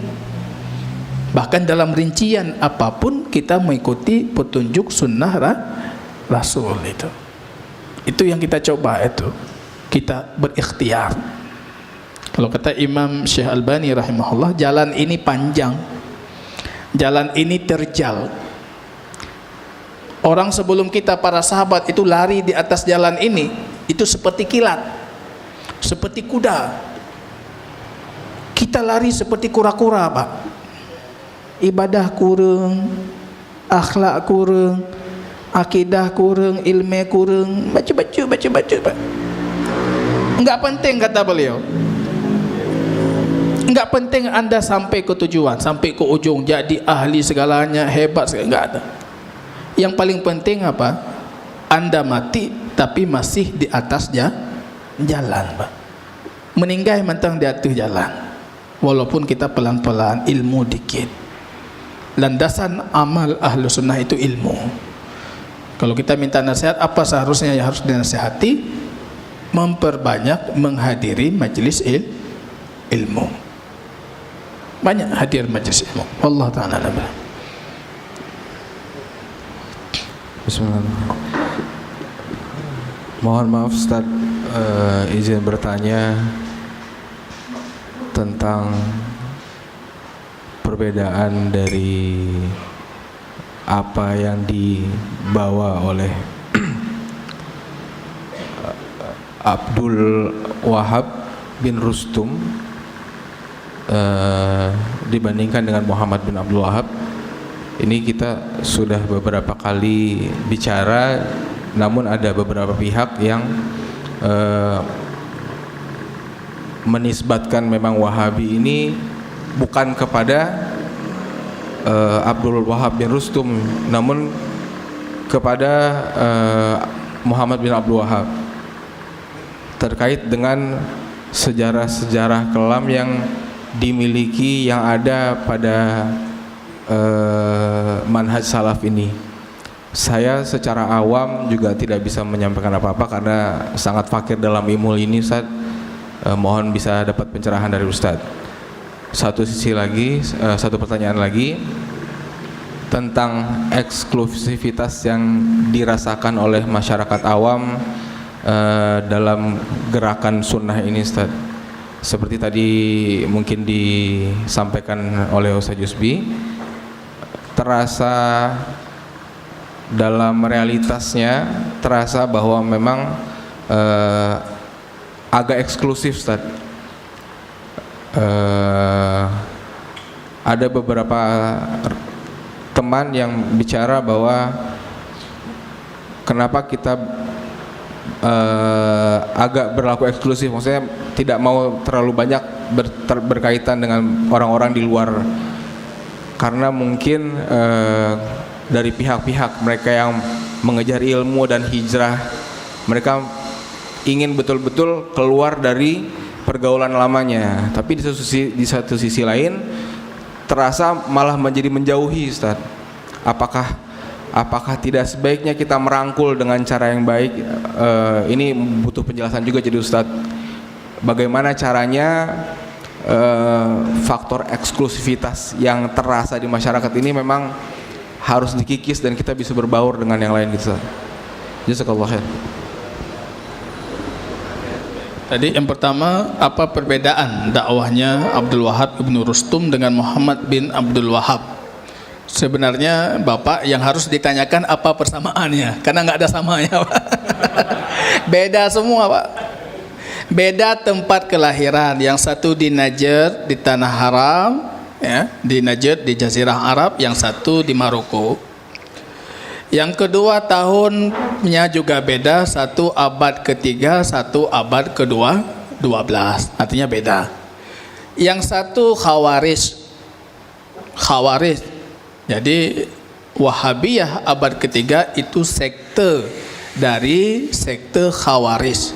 Mereka punya usul akidah Khawarij, yaitu seperti tadi usul tadi, mengkafirkan pelaku dosa besar. Kemudian kadangkala sekte Ibadiyah, karena dia bukan cuma Khawarij ini, Khawarijnya ekstrim Khawarij lagi. Ibadiyah yang hari ini sekte ini masih ada di Oman, itu Ibadiyah, Khawarij Ibadi.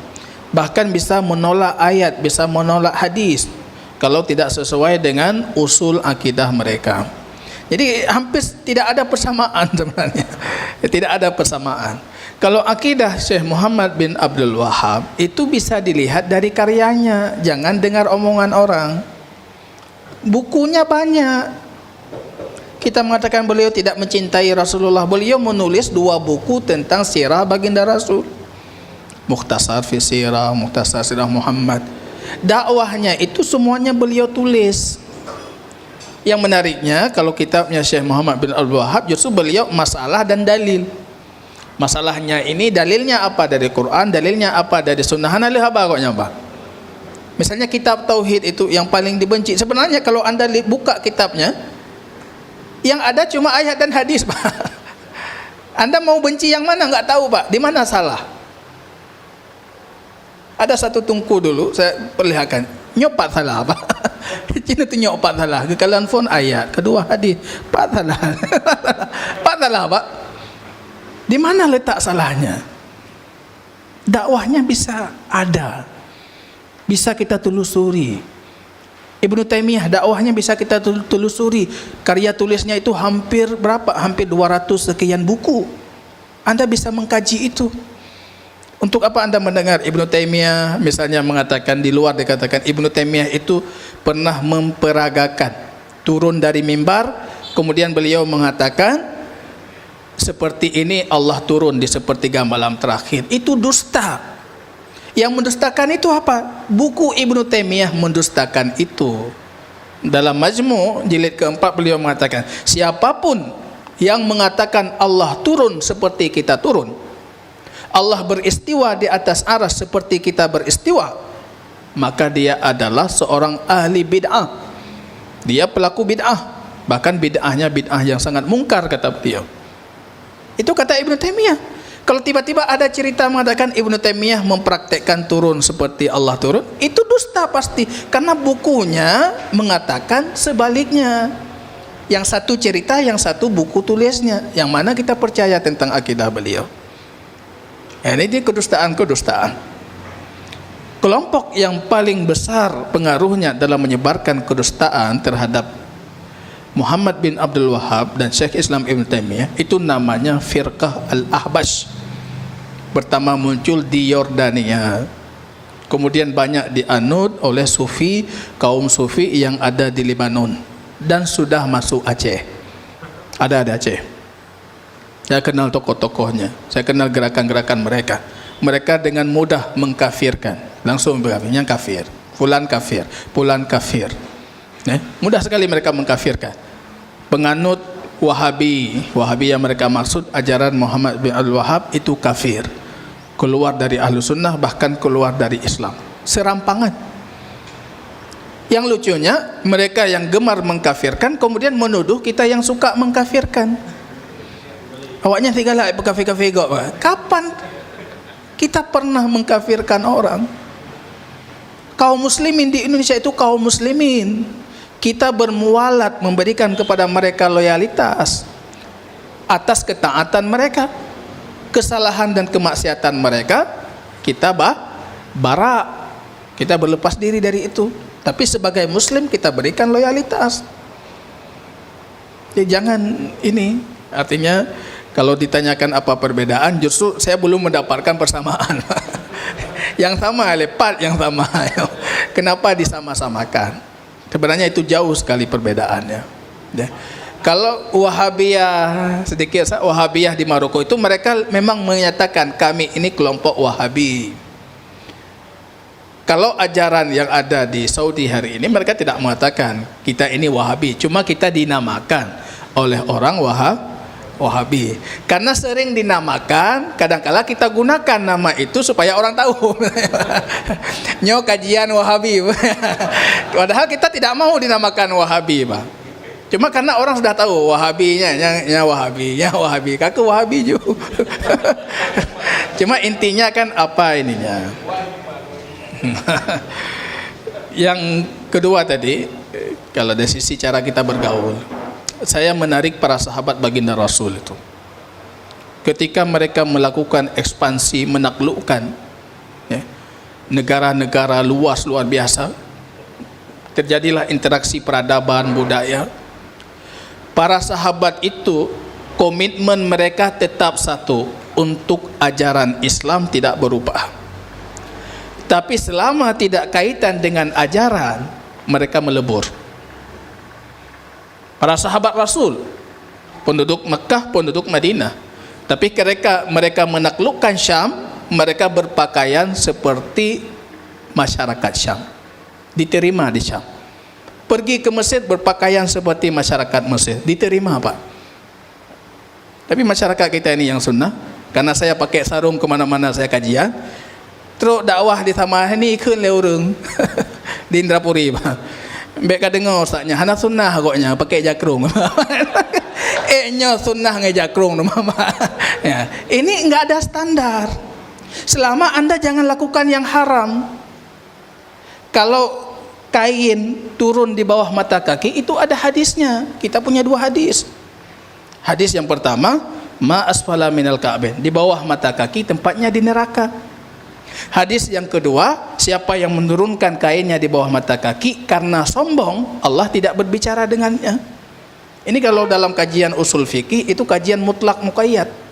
Kapan yang mutlak yang terikat dengan sifat itu kita bawa ke arti yang muqayyad, ya kita bawa ke arti mutlak. Kalau sebabnya sama, hukumnya beda. Sebabnya isbal, hukum yang pertama Allah tidak berbicara, hukum yang kedua tempatnya di neraka, berarti hukumnya berbeda. Enggak bisa itu yang mutlak itu dibawa ke muqayyad. Kesimpulannya apa? Tidak bisa isbal itu diharamkan karena faktor sombong saja, enggak bisa. Karena kalau Anda sombong, Allah enggak berbicara. Tapi kalau Anda sombong atau tidak sombong, Allah tempatnya di neraka. Itu kesimpulannya, mutlak muqayyad. Saya ajarkan anak kelas 3 aliyah kemarin. Pelajarannya kebetulan mutlak muqayyad. Saya kasih sabut, ini udah belajar teorinya udah. Kalau sebab sama, hukum beda. Apa kesimpulannya? Mutlak tidak boleh dibawa ke muqayyad atau muqayyad dibawa ke mutlak. Oke, ini contoh kasus. Saya sebutkan hadis. Hadis tentang isbal. Satu kelas, Pak. Isbal haram ustaz. Kalau sombong, dosanya Allah tidak ajak bicara. Kalau tidak sombong, tempatnya di neraka. Karena mereka sudah saya bekali dengan ilmu memahami ayat tadi. Ilmu cara menggali dari hadis tadi, Pak. Keluar kesimpulan itu, Pak. Yang penting Anda jangan haram. Kita sanakan ukur kajiannya udah pakai jakrung ini, Pak. Pakai jakrung masalah apa? Pakai sarung. Masyarakat kita kalau pakai sarung tungku, Pak. Tungku. Kadang-kadang pulang kajian pakai sarung pergi ke pasar, nya taboh ke dia ju. Tungku kena tamang tungku pada tungku. Teman baik kalian penampilan apa ni? Jamaah apa ni koknya? Mulain. Yang penting Anda jangan buat yang haram. Jangan buat yang haram. Kalau Allah haramkan, Anda tinggalkan itu. Kenapa hari ini kita munculkan misalnya ada fashion sunnah? Itu bukan produk sunnah sebenarnya. Karena produk sunnah itu Anda jangan melakukan yang haram tapi bergaul, dan jangan pakai saubu syuhrah. Saubu syuhrah itu apa? Kalau kata Syekh Ibnu Utsaimin, ini Ibnu Utsaimin, yang pakai jubah kata beliau di masyarakat tidak mengenal jubah. Ketika dia memakainya, pandangan tertuju kepadanya, itu masuk ke dalam hadis yang diharamkan. Man labisa saubu syuhrah albasahullah saubal mudillah yaumil qiyamah. Yang pakai baju karena ingin kemasyhuran, ingin dipandang oleh orang, ingin semua mata tertuju kepadanya, besok di hari kiamat Allah kenakan kepadanya pakaian kehinaan. Itu bukan perkataan saya itu perkataan Syekh Muhammad Ibnu Utsaimin. Maka setidaknya, karena kita sudah berada di keterasingan, orang menganggap kita berbeda, jangan terlalu dimunculkan perbedaan itu. Yang jid dapat sama maju, Pak. Yang jid dapat sama maju. Gotong royong sosial kita harus di depan. Justru kita yang mengajak. Program-program kebajikan di kampung kita harus di depan. Kita yang mengajak untuk itu. Orang akan mengatakan berarti masalah haji konkret koknya. Hana gejuk sedekah maulid konkret. Memang keyakinan roh hana lagi nya. Tapi dalam hal lain kita itu orang paling dermawan itu. Wallah ta'ala alam bisawab. Tentunya butuh banyak hikmah, butuh banyak usaha dan ikhtiar yang harus kita lakukan untuk bisa memberikan yang terbaik untuk dakwah Islam ini di masa yang akan datang. Saya rasa kita cukup di sini, Ustaz. Saya kembalikan ke moderator.